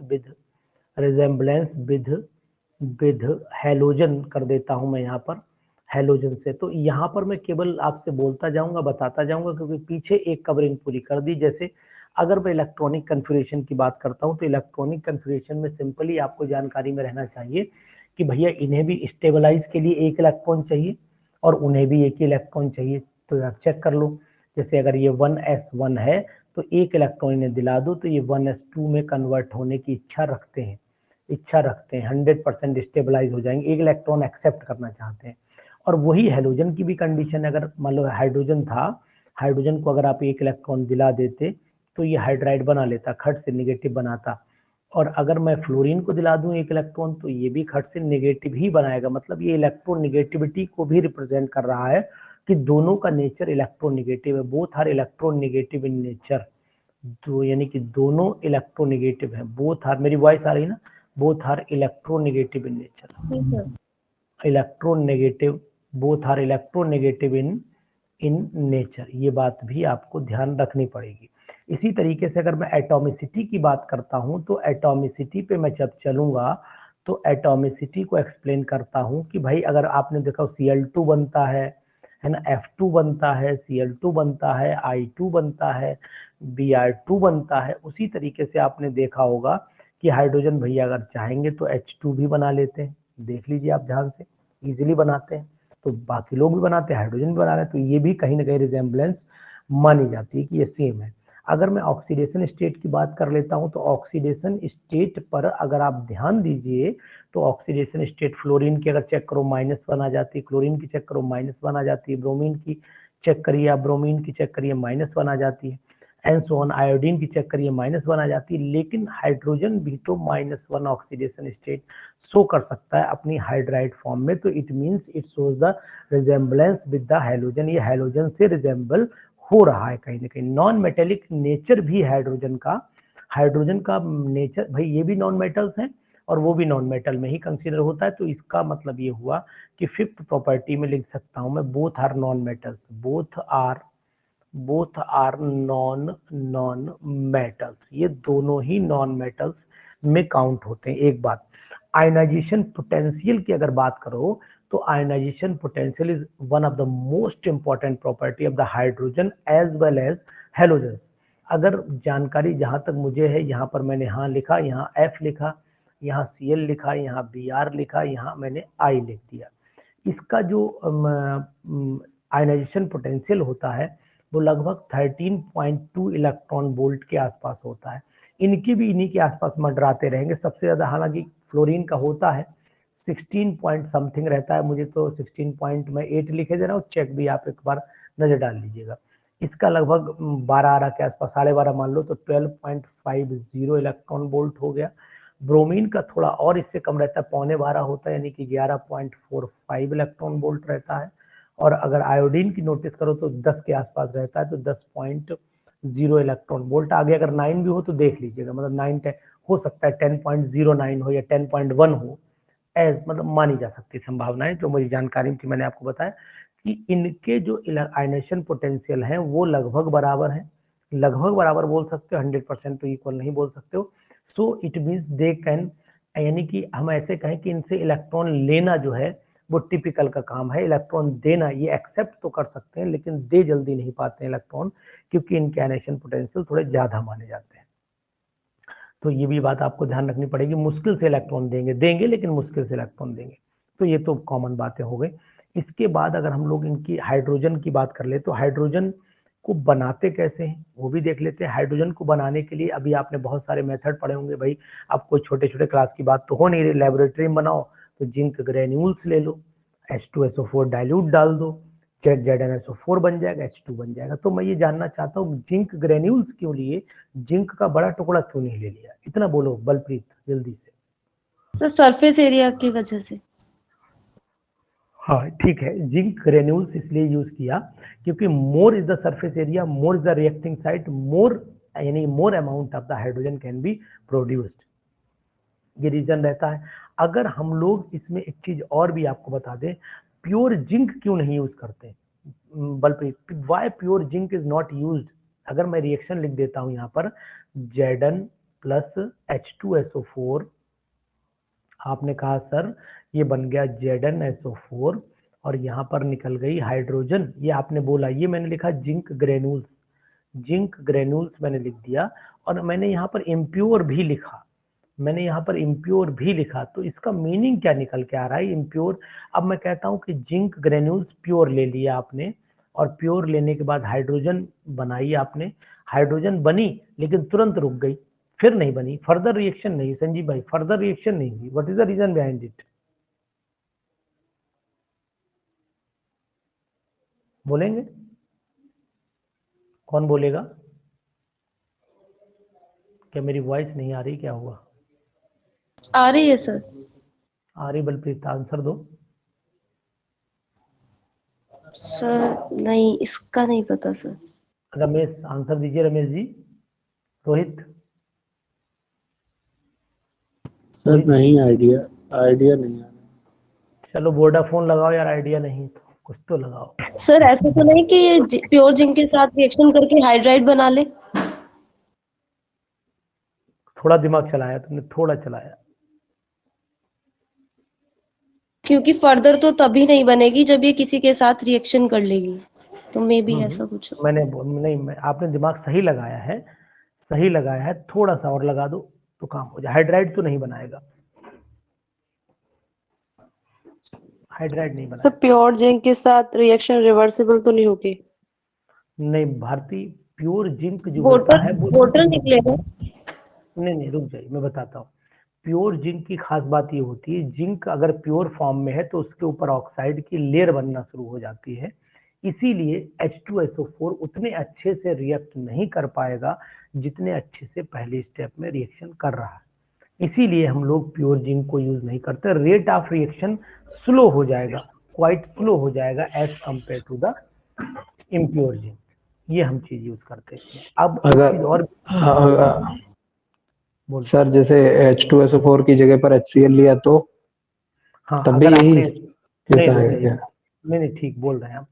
अगर आपने HCl ले लिया, ठीक है ना, H2SO4 की जगह पर, तो ये भी ध्यान रखना पड़ेगा आपको कि बनाएगा हाइड्रोजन तो बनना तय है, ये तो पक्का है कि हाइड्रोजन बनेगा, उसमें भी कोई इफ और बट नहीं है।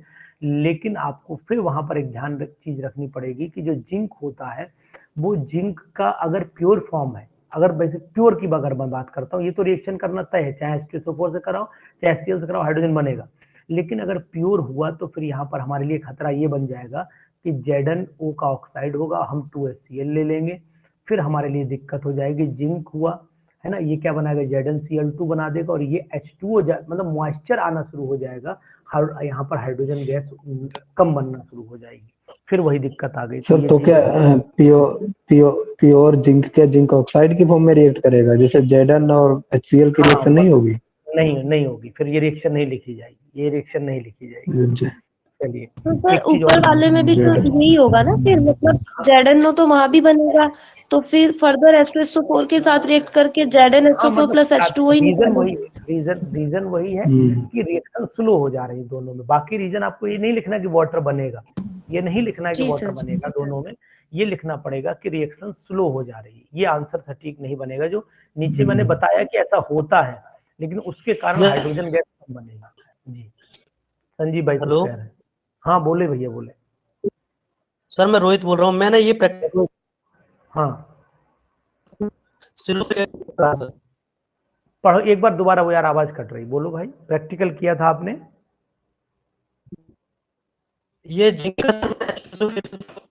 किया तो ZnO4 प्लस हाइड्रोजन तो निकला और ये स्लो रिएक्शन होता है सर। हाँ तो ये वही मैं भी बोल रहा हूँ, ठीक है कोई दिक्कत नहीं, ठीक है सही कह रहे हैं आप, बिल्कुल सत्य है। चलिए सर, अब इसमें हम लोग इस तरीके से हाइड्रोजन को एक सर एक्सक्यूज मी सर हाँ सर जो लैब में जिंक ग्रेन्युलस होते हैं तो इम्प्योर रहते हैं, इम्प्योर, हाँ वो ऑक्सीजन से रिएक्ट किए हुए होते हैं। तो इसका मतलब ये हुआ कि अब हम लोग नेक्स्ट मेथड जो है, जैसे अभी हमने एसिड से बनाया था, अब हम लोग इसी तरीके से बेस से भी बना सकते हैं। तो बेस वाली रिएक्शन आपको जानकारी में एक आध है, तो फ्रॉम बेस की रिएक्शन एक में दीक्षा जिंदा हो बेटा, बताओ कि अगर रिएक्शन मैं कराऊं इसकी जिंक की रिएक्शन 2NaO से कराऊं तो क्या बनेगा बताओ? नहीं सो गई लग रहा है। यहाँ पर देखो क्या क्वेश्चन बनेगा, सोडियम जिंकेट Na2ZnO2 Na2ZnO2 बनेगा और यहाँ पर एक गैस निकलेगी जिसका नाम है हाइड्रोजन। ठीक है, इसी तरीके से एल्युमिनियम की भी रिएक्शन है, टिन की भी रिएक्शन है, सिलिकॉन की भी रिएक्शन है, सो ऑन चलती रहती है। तो ये बेस से भी रिएक्शन बन जाती है। अगर मैं चाहूँ तो डायरेक्ट मेटल को गंगा जल में घोल लूँ, तब भी पॉसिबल हो सकता है। आपने देखा होगा कि कैल्शियम को वाटर से करा दो कोल्ड से, तो CaOH का होल ट्वाइस हाइड्रोजन बन जाता है। सर जैसे ये NaOH जो है ये जिंक और एल्यूमिनियम के साथ तो कर देता है हाइड्रोजन एलिमिनेट, बाकी जैसे और दूसरी मेटल के साथ रिएक्ट करवाएं हम कैल्शियम के साथ, हाँ इससे भी ज्यादा रिएक्टिव है, हाँ उनसे तो करता तो है नहीं है हाइड्रोजन। नहीं करेगा, ज्यादा रिएक्टिव से नहीं करेगा, हाईली रिएक्टिव से नहीं करेगा। नहीं क्यों नहीं करता सर, कोई रीजन तो होगा इसके पीछे? रीजन, अरे बिल्कुल रीजन है। अगर हम लोग हाइड्रोजन, भाई सपोज कर लेते हैं हमने कैल्शियम ले लिया, सपोज कर लेते हैं कैल्शियम ले लिया या कोई सोडियम ले लिया, तो ऐसा नहीं कि सोडियम से रिएक्शन करके बनाएगा नहीं, लेकिन समस्या तो ये है कि हम एक बेस है उसको भी बेस के साथ ही रिएक्शन कराएं, तो कैसे पॉसिबिलिटी हो सकती है? पॉसिबिलिटी नहीं है ना। वो इसको रिप्लेस कैसे करेगा? रिप्लेस भी तो करवाना पड़ेगा हमें कैल्शियम किसी भी कैल्शियम के साथ, कैल्शियम के साथ तो हो जाएगा, रिएक्टिविटी सीरीज के बेसिस पे ही होगा क्या फिर तो? हाँ बिल्कुल, रिएक्टिविटी सीरीज के अकॉर्डिंग आपको चलना पड़ेगा। हाँ वो तो होगा जी। इसके बाद थर्ड नंबर पे चले आइए। थर्ड नंबर पे हमने एक जो पढ़ा है, बड़ा फेमस है, बड़ा कॉमन है कि इलेक्ट्रोलिसिस करा दीजिए। इलेक्ट्रोलिसिस करा दीजिए, बन जाएगा हाइड्रोजन। और इलेक्ट्रोलिसिस करा करके जो हाइड्रोजन बनती है उसमें ये क्वेश्चन सिंपल सा, कभी धोखा हो जाए, अदरवाइज तो पॉसिबिलिटी नहीं कि हाइड्रोजन मिलेगी कहाँ, वो पता है, बताऊंगा नहीं। ठीक है, आपको पता है, मुझे भी पता है और आपको भी पता है कि इलेक्ट्रोलिसिस आप वाटर करेंगे तो, लेकिन हमेशा प्योर वाटर की इलेक्ट्रोलिसिस नहीं होती है। रोहित, एसिडुलेटेड वाटर की इलेक्ट्रोलिसिस होती है, आपने शायद कराई होगी। और एसिडुलेटेड वाटर जो होता है उसमें हम लोग डाइल्यूट H2SO4 का यूज करते हैं, जो वाटर को आयनाइज करने में मदद कर देता है, इसलिए उसमें हम लोग डाइल्यूट H2SO4 मिला देते हैं। तो ये बात हो गई हमारी इनकी रिएक्शंस की। अब हम लोग बताओ सर, एक छोटी सी चीज बता दीजिए, जैसे जो जिंक है या हम मैग्नीशियम की रिएक्शन करवाएं NaOH से, तो वो भी तो नहीं रिएक्ट करता है, वो तो इससे ज्यादा रिएक्टिव है जिंक से, मैग्नीशियम की रिएक्शन करवाएं। वही मैंने बोला कि चाहे मैग्नीशियम ले लो, चाहे आप लिथियम ले लो, चाहे आप ऊपर के, इससे ऊपर जितने भी एलिमेंट आप लोगे, वो ये सभी NaOH से रिएक्शन नहीं करेंगे। NaOH से रिएक्शन करके ये डायरेक्ट ऑक्साइड बनाने की कोशिश करते हैं, इसीलिए हाइड्रोजन गैस रिलीज नहीं होती। इसीलिए हाइड्रोजन गैस रिलीज नहीं होती, डायरेक्ट ऑक्साइड बनाने की कोशिश करेंगे ये जितने भी हैं। और जो स्लो है वो ऑक्साइड नहीं बनाएंगे, वो उनके सॉल्ट बनाना शुरू कर देते हैं। जैसे सोडियम सिलिकेट है, टिन वाला कंपाउंड है, एल्यूमिनेट है, जिंकेट है ना, ये बनाएंगे। ऊपर वाले वो सॉल्ट नहीं बनाएंगे, सीधे ऑक्साइड बनाने की कोशिश करने लगते हैं। ये चीज है। अब देखिए सर, एक चीज और भी जानकारी ले लेते हैं यहाँ पर कि हम लोगों ने ये रिएक्शंस तो पढ़ ली सिंपल सी, कौन कौन सी इनकी प्रिपरेशन की। क्या आपने हाइड्रोजन बनाने का लेन प्रोसेस पढ़ा है? लेन प्रोसेस पढ़ा है? बताइए जल्दी से। बॉस्ट प्रोसेस पढ़ा है? एक होता है बॉस्ट प्रोसेस, ये पूछा गया है। हाँ सर, बॉस्ट तो वो है ना सिंगेस वाला। बॉस्ट प्रोसेस ये पूछा गया है पेपर में। बताओ कौन बताएगा, जल्दी बताओ। बॉस्ट प्रोसेस में क्या करते हैं? कार्बन लेते हैं, वो रेड हॉट कार्बन लिया, रेड हॉट कार्बन लिया, इसके ऊपर क्या वेपर से स्टीम पास कर दी, तो जैसे स्टीम पास की कार्बन मोनोऑक्साइड और क्या बन गई? हाइड्रोजन बन गई। ठीक है, यही है। इसके बाद भी हम लोग वाटर गैस बनी। अब वाटर गैस से अलग भी तो करना है, वाटर गैस से हाइड्रोजन को अलग भी करना रहता है, तो अलग कर लीजिए। इसे कैसे अलग करेंगे? अब आप इसे अलग करने के लिए CO और H2, ये तो मेरे पास वाटर गैस हो गई, इसे फिर हम लोग स्टीम के ऊपर से पास करेंगे, और जैसे ऊपर से पास, हाँ, फर्दर स्टीम के ऊपर से कैटलिस्ट Fe2O3 कैटलिस्ट देंगे, और CO और हाई टेम्परेचर रखते हैं, लगभग 500 डिग्री सेल्सियस या 450 भी, कुछ किताबों में ये भी लिखा हुआ है। तो इसमें हम लोग सेपरेट कर लेंगे। ये 2H2 बन गया और यहाँ पर हमारे ये छोटू बन के निकल गए। ठीक है, ये कहानी घर घर की हो गई। तो अब इसके बाद ये सिंपल है कि भैया हाइड्रोकार्बन से बनाना चाहो तो बन जाएगा, बना लो, CH4 की रिएक्शन करा दीजिए, तब भी बन जाएगा। तो इस तरीके से वो सिंपल मेथड्स हैं, बना सकते हो। हम लोग अब चलते हैं जरा केमिकल प्रॉपर्टीज पे थोड़ा सा।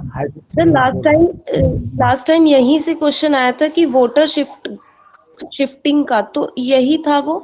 यही था जी। अच्छा, एक चीज और भी जब याद आ गई, आपने टोक दिया, एक लेन प्रोसेस भी छूटा जा रहा था, नाम मैंने बोल दिया था लेकिन छूटा जा रहा था। लेन प्रोसेस कौन बताएगा? संजीव भाई बताएंगे लेन प्रोसेस। लेन प्रोसेस, या कोई भी जिसको पता हो बोल दीजिए, what is lane process? Sir iron के साथ होती है ना, हाइड्रोलिसिस। हाँ, आयरन के साथ होती है। हाइड्रोलिसिस नहीं हो, हाइड्रोलिसिस ना बोलिए, आयरन के साथ। हाँ, इसको हम लोग आयरन लेते हैं, तो आयरन थोड़ा सा ज्यादा ले लीजिए, H3Fe ले लीजिए, और high temperature super heated water लीजिए। सुपर हीटेड, ये वर्ड याद रखिएगा, सुपर हीटेड वाटर लीजिएगा, सुपर हीटेड लीजिएगा। हाँ, तो ये कंपाउंड हमारा आ जाएगा, क्या बना? Fe3O, बोलो, Fe3O4 बना, और साथ में हमारी 4 हाइड्रोजन रिलीज हो गए। बैलेंसिंग आप चेक कर दीजिएगा।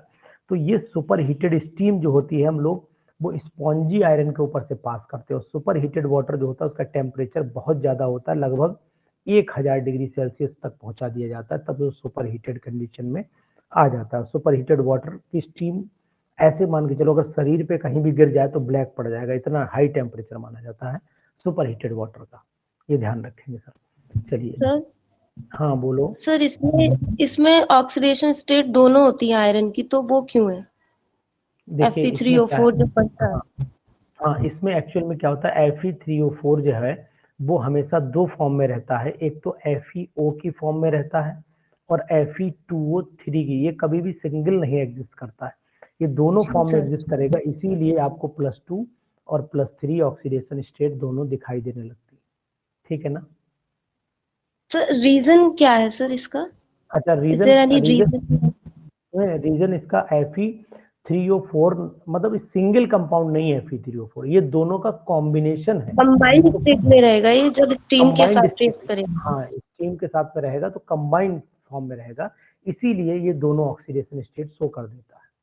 ये चीज है इसका। Okay thank you. अब इसके बाद हम लोग चल लेते हैं फिजिकल प्रॉपर्टी। तो वही है कि भाई ये कलरलेस है, ऑर्डरलेस है, टेस्टलेस है, ये इनसॉल्युबल है वाटर के अंदर, ये मतलब ये भी माना जाता है कि बहुत लाइटेस्ट गैस मानी जाती है। ये सब चीजें आपको ऑलरेडी सिंपल बुक्स में नोट्स में मिलेंगे और मैं भी आपको मतलब नोट्स दूंगा तो उसमें दे दूंगा। केमिकल प्रॉपर्टीज पे चलें तो यहाँ पर भी हम थोड़ा स्पीड पकड़ेंगे। केमिकल प्रॉपर्टीज में अगर चलते हैं तो केमिकल प्रॉपर्टीज हम लोग सिंपल वे में देखें कि भैया पहले किससे रिएक्शन कराना चाहोगे? चलो हाइड्रोजन से ऑक्सीजन से करा लो। अगर ऑक्सीजन से रिएक्शन कराओगे तो आपको पता होना चाहिए 2H2 + O2 हो जाएगा, तो प्रोडक्ट हमारे पास क्या मिलेगा? 2H2O मिलेगा और यहाँ पर हीट। लेकिन ये कई घंटों रिएक्शन चलती है, ये बात ध्यान रखना, कई घंटों रिएक्शन चलानी पड़ेगी तब ये पॉसिबल होगी, नहीं तो लोग घरों में पानी बना के पीने लगे, ये भी तय है ना? रिएक्शन विद नॉन मेटल से कर लीजिए, नॉन मेटल से जब रिएक्शन करेंगे अगर ये काफी देर तक चलेगी तो कोई कैटलिस्ट यूज नहीं कर सकते? नहीं, कैटलिस्ट क्या करते हैं, इसे हम लोग बर्न करते हैं और कैटलिस्ट अगर यूज करना चाहो तो प्लेटिनम कैटलिस्ट यूज कर सकते हो, पॉसिबिलिटी है। लेकिन उसका भी रिजल्ट यही ऑब्जर्व किया गया है कि टाइम थोड़ा सा वेरिएशन आता है, 2-4 घंटे का वेरिएशन आता है। आप सोचो क्विक रिएक्शन हो जाए, पॉसिबिलिटी नहीं होती है। और दूसरी बात है बहुत हाई कैटल, रुक जाइए, दूसरी बात भी सुन लीजिए। अगर आपने पहली बात तो मैं आपको ये बता दूं कि हाइड्रोजन वो है कि एक नॉन रिएक्टिव गैस है, नॉन रिएक्टिव है, लेकिन इसे अगर ऑक्सीजन दिख जाए कहीं पर भी तो ये हाईली रिएक्टिव बन जाती है। बड़ा अजीब बात है। ये एक नॉन रिएक्टिव है, बिल्कुल रिएक्शन नहीं करता, लेकिन ऑक्सीजन मिल गई तो हाईली इन्फ्लेमेबल हो गई, आग लग गई, उसके बाद बना पानी। देखे बड़ा अजीब सिचुएशन है ये। हाईली रिएक्टिव नहीं है, मतलब इन active gas in the absence of oxygen but active gas in the presence of oxygen, दोनों रिएक्शन किए तो इन्फ्लेमेबल, मतलब बहुत तेजी से जलेगी हाइड्रोजन गैस और बनेगा क्या? पानी, जो उसे बुझा देता है। तो ये एक अजीब सी रिएक्शन है जहां पर मतलब हम समझ नहीं पा रहे हैं कि आखिरकार ये रिएक्शन किस कंडीशन में चल रही है। एक्सोथर्मिक है, ये आपको साफ दिखाई दे रहा है, हीट इसमें इवॉल्व हो रही है। इसमें आप जब इसे बर्न करेंगे तो हमेशा ब्लू फ्लेम में बर्न करेंगे, जिसका टेम्परेचर ऑलरेडी ज्यादा हो जाएगा, है ना? रिएक्शन विद नॉन मेटल्स में आपको बहुत सारी पता होंगी, जैसे N2 + 3H2 को अगर मैं देखूं तो इस तरीके से आप अमोनिया बना सकते हो। अगर आप और बताओ एक आध रिएक्शन, जैसे H2 + Cl2 को देखो, आप H2 + Cl2 को देखो तो आप 2HCl बना सकते हो। इसी तरीके से H2 + F2 को देखो आप तो यहीं पर 2HF भी बना सकते हो, 2HF बना सकते हो। कार्बन ले लीजिए आप, कार्बन और हाइड्रोजन को, ये सब हाई टेम्परेचर की रिएक्शंस हैं और ये फ्लोरीन वाली डार्क की होगी, ये डार्क में होगी, ये ध्यान रखना, ये डार्क में होगी। बाकी ऊपर वाली रिएक्शन ये सनलाइट की प्रेजेंस में होगी, यहाँ पर सनलाइट होगी, यहाँ मैं सनलाइट लिखे दे रहा हूँ। यहाँ पर हाई टेम्परेचर हाई प्रेशर आपको पता ही है, अमोनिया का मेथड तो पता ही होगा। और यहाँ पर आप CH4 बना लीजिए, और जब आप CH4 बनाएंगे, अब यहाँ टेम्परेचर आपको हाई चाहिए होगी, तो यहाँ मैं लिख देता हूँ हाई टेम्परेचर चाहिए होगा। किताब कॉपी लेके बैठे होंगे तो शायद ये छोटी छोटी बातें लिखते चले जाएंगे। इसके बाद थर्ड नंबर पे चले आते हैं, रिएक्शन विद मेटल्स की मैं बात कर लेता हूँ। रिएक्शन विद मेटल में जैसे 2Na, सुमित भाई जग रहे हो? नहीं सो गए? 2Na + H2, यहाँ पर 2NaH को सुन रहे, मेरी बात को समझ में आ रही नहीं? ये हाइड्राइड बना लेगा, सोडियम के साथ रिएक्शन करेगा तो हाइड्राइड, अब मेटल के साथ कहीं भी कराओगे तो हाइड्राइड ही बनेगा। Ca + H2 ले लीजिए आप, तो यहाँ पर CaH2 बन जाएगा, calcium hydride and so on, किसी भी मेटल से कराओगे यही बनेगा। इसे एक नाम दिया गया है, कौन बताएगा जल्दी से बोलो? इसे एक नाम दिया गया और पीजीटी में आया हुआ क्वेश्चन है, ये पीजीटी का आया हुआ क्वेश्चन है। What is the name of this CaH2? जल्दी बोलिए, सन्नाटा छा जाता है। हाइड्रोलिथ आया था ना, हाइड्रोलिथ, ये क्वेश्चन आ चुका है कि हाइड्रोलिथ का फार्मूला पूछते हैं, या फिर ये बताइए कि hydrolith calcium hydride is also known as hydrol, मतलब नीचे ऑप्शन दे दिए गए। बोलो यार हाँ ना बोलो करो एक बार, हमें भी लगे कि आप सुन रहे हो मेरी बात को। इसके बाद 4th नंबर पे चले आइए। जैसे कि अगर मैं जिंक ऑक्साइड की बात करूं, राजेश जी, जिंक ऑक्साइड की बात करूं तो ZnO हाइड्रोजन से रिएक्शन कर सकता है, NiO हाइड्रोजन को रिएक्शन मतलब हाइड्रोजन से रिएक्शन कर सकता है, CuO हाइड्रोजन से रिएक्शन कर सकता है। तो राजेश ये बताओ कि यार ये कैसा काम कर रहा है, यहाँ पर किसकी तरह एक्ट कर रहा है ये? हाइड्रोक्साइड बनाएगा, जिंक हाइड्रोक्साइड। कहाँ चलेगा भाई, इतना क्यों सोच लिया यार? ये बनाएगा, रिड्यूसिंग एजेंट तरह। ये रिड्यूसिंग एजेंट की तरह काम करता है यहाँ पर, ये बात ध्यान रखिएगा। It acts as a reducing agent, ये रिड्यूसिंग एजेंट की तरह बिहेवियर दिखाएगा अपना, तो ये चीज आपको ध्यान रखनी पड़ेगी सर। इसी तरीके से अगर मैं इसका मतलब इसको हाइड्रोजनेशन, क्या हुआ? कुछ नहीं सर, फोन डिस्चार्ज हो गया था ना, उसी को मैं लगाने लगा था तो ध्यान नहीं दिया। RCH डबल बॉन्ड CH2 हो गया। अगर मैं इसका हाइड्रोजनेशन करा दूं, मैं डायरेक्ट रिएक्शन लिख रहा हूँ, कुछ आगे हेडिंग वेडिंग नहीं डाल रहा हूँ। निकल लिया 300 डिग्री सेल्सियस पर आलोक रिएक्शन करा दिया, तो बड़ा फेमस रिएक्शन होगी कि CH2 और CH3 इस तरीके से बन जाएगा, ये भी आप जान रहे होंगे। अब यहीं पर आपने कैटलिस्ट, आप चाहे पैलेडियम यूज कर लीजिए चाहे निकल यूज कर लीजिए। है एक रिएक्शन सुनी होगी सेंड्रेंस रिएक्शन, सेंड्रेंस रिएक्शन सुनी आपने? सुनी है आलोक सेंड्रेंस? Yes sir. बताओ भारती क्या होती है, व्हाट इज सेंड्रेंस रिएक्शन? सर यही पढ़ा है उसमें कि कोई भी अनसैचुरेटेड एल्केन्स जो होते हैं उनको सैचुरेटेड एल्केन्स में कन्वर्ट करते हैं निकल की प्रेजेंस में।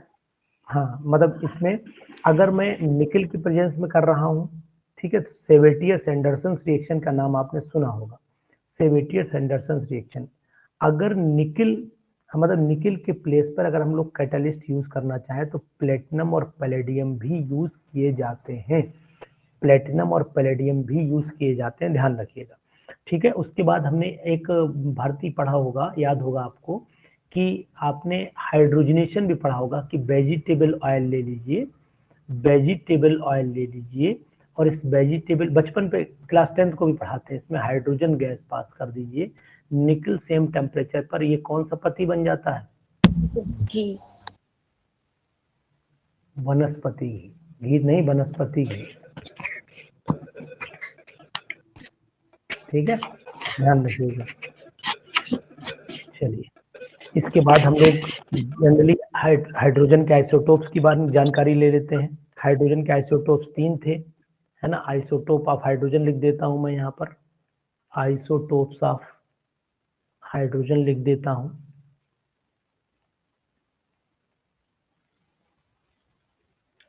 अब इसको मैं डिवाइड कर देता हूं 3 हिस्सों में। बताओ भैया कौन कौन से हैं, कौन बताएगा? 1H1 प्रोटियम, इसमें कोई भी प्रोटॉन नहीं होता है, नहीं न्यूट्रॉन। ठीक, ये हो गया आपका 1H1, ये हो गया आपका 1H2, ये हो गया आपका 1H3, इसको हम लोग P बोलते हैं, इसको हम लोग D बोलते हैं, इसको हम लोग T बोलते हैं। रेडियो एक्टिव कौन सा है इसमें, ये भी क्वेश्चन आया हुआ है। 1H3। एक तो ये रेडियो एक्टिव नेचर में है, रेडियो एक्टिव नेचर में है, खास बात ये है इसमें, बताइए इसमें एक न्यूट्रॉन है?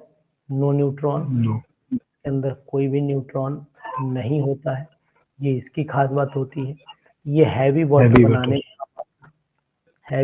बनाने के काम आता है, ये बात ध्यान रखना, नहीं कि सोचो सर ने इसका नाम ही हैवी वाटर लिख दिया, ये हैवी हाइड्रोजन है, हैवी हाइड्रोजन लिख दूं नहीं, आप बाद में डाउट कर जाएंगे। हैवी हाइड्रोजन है, और कहाँ यूज होता है? यूज इन, गोपाल सर आज नहीं है, use in the preparation of heavy water, पहले ये तो लिखो ना, in the preparation of D2O, फिर आप बोलो जो बोल रहे हो D2O, अब लिखो यूज्ड इन। अब इसको कहाँ यूज करते हैं आप बताइए? Used in nuclear reactor, speed को कंट्रोल करने के लिए। हाँ ठीक है ना, इस तरीके से ध्यान रखिएगा। अब इसमें सर एक चीज आपने और भी पढ़ी होगी कि अगर हम लोग इनके हाइड्रोजन को देखें तो दो हाइड्रोजन और होते हैं, एक आर्थो हाइड्रोजन एक पैरा हाइड्रोजन, भी सुना होगा आपने। तो यहाँ पर मैं लिख देता हूँ आर्थो एंड पैरा हाइड्रोजन। बताओ भाई क्या होते हैं, कौन बताएगा? आर्थो एंड पैरा हाइड्रोजन, बोलिए। Ortho and para hydrogen sir बोलो। सर रोटेशन से होता है कुछ रिलेशन का, क्लॉकवाइज रोटेशन और एंटी क्लॉकवाइज रोटेशन से। बोलो बोलो बोलो। एक यहाँ पर ये है, पी लिख दिया मैंने, ठीक है, मैं बना रहा हूँ, आप बताना सही बना है गलत बना हुआ है। ये मैंने ज्यादा ही बड़ा बना दिया।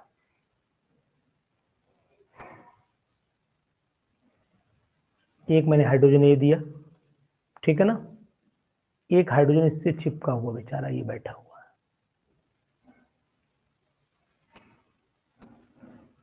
इसका ये प्रोटॉन दिखाया। अगर इस वाले मॉलिक्यूल के अंदर दोनों जो स्पिन है दिख रहे हैं आपको, नीचे दिख रहा होगा, ये ऐसे दिखाऊं, ये ऐसे दिखाऊं, तो स्पिन कैसा दिख रहा है? ये इलेक्ट्रॉन क्लॉकवाइज है सर। क्लॉकवाइज। तो ये कौन सा हो जाएगा? Ortho hydrogen. तो एंटी क्लॉकवाइज वगैरह। Ortho hydrogen. तो यहाँ क्या लिख देता हूँ? Spin off the nucleus is,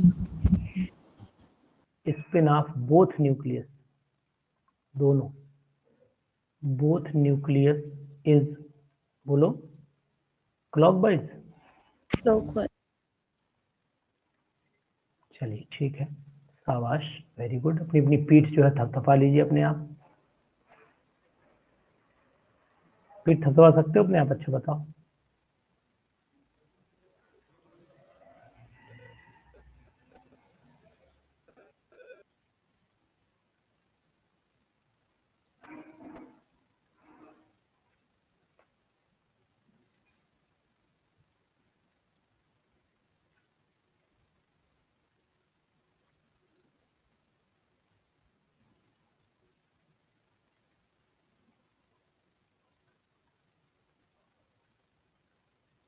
ठीक है, क्या लिख दूं इसके नीचे?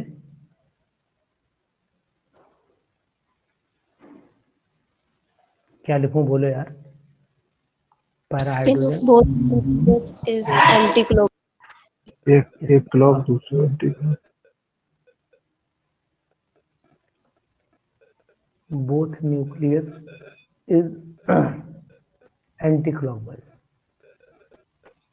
एक तो सर आपने क्लॉकवाइज बना दिया है। एक दूसरे के अपोजिट कर दो यार। सर ये सही रहता है, सेम स्पिन और डिफरेंट स्पिन वाला। हाँ, ये different spin same spin.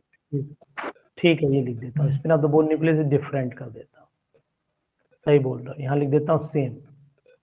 Spin एक क्लॉकवाइज वाला सेंटेंस गड़बड़ कर देगा। जी सर। चलो, अब मुंह फैलने लगा, नींद आने लगी। मुझे यहाँ से दिख रहा है कि राजेश जी का मुंह फैल चुका है। मोबाइल डाउन हो गया ना, मैं नीचे बैठा हुआ हूँ, चार्जिंग पर भी लगाया है। और चलो ठीक है, कल इसी को आगे कंटिन्यू करके फिनिश भी करेंगे। आलोक चले? ठीक है जी सर। जी sir, good night sir. Okay sir, good night sir, take care. Good night sir. Good night good night sir. Good night sir. Good night भैया, good night to all of you. Good night sir.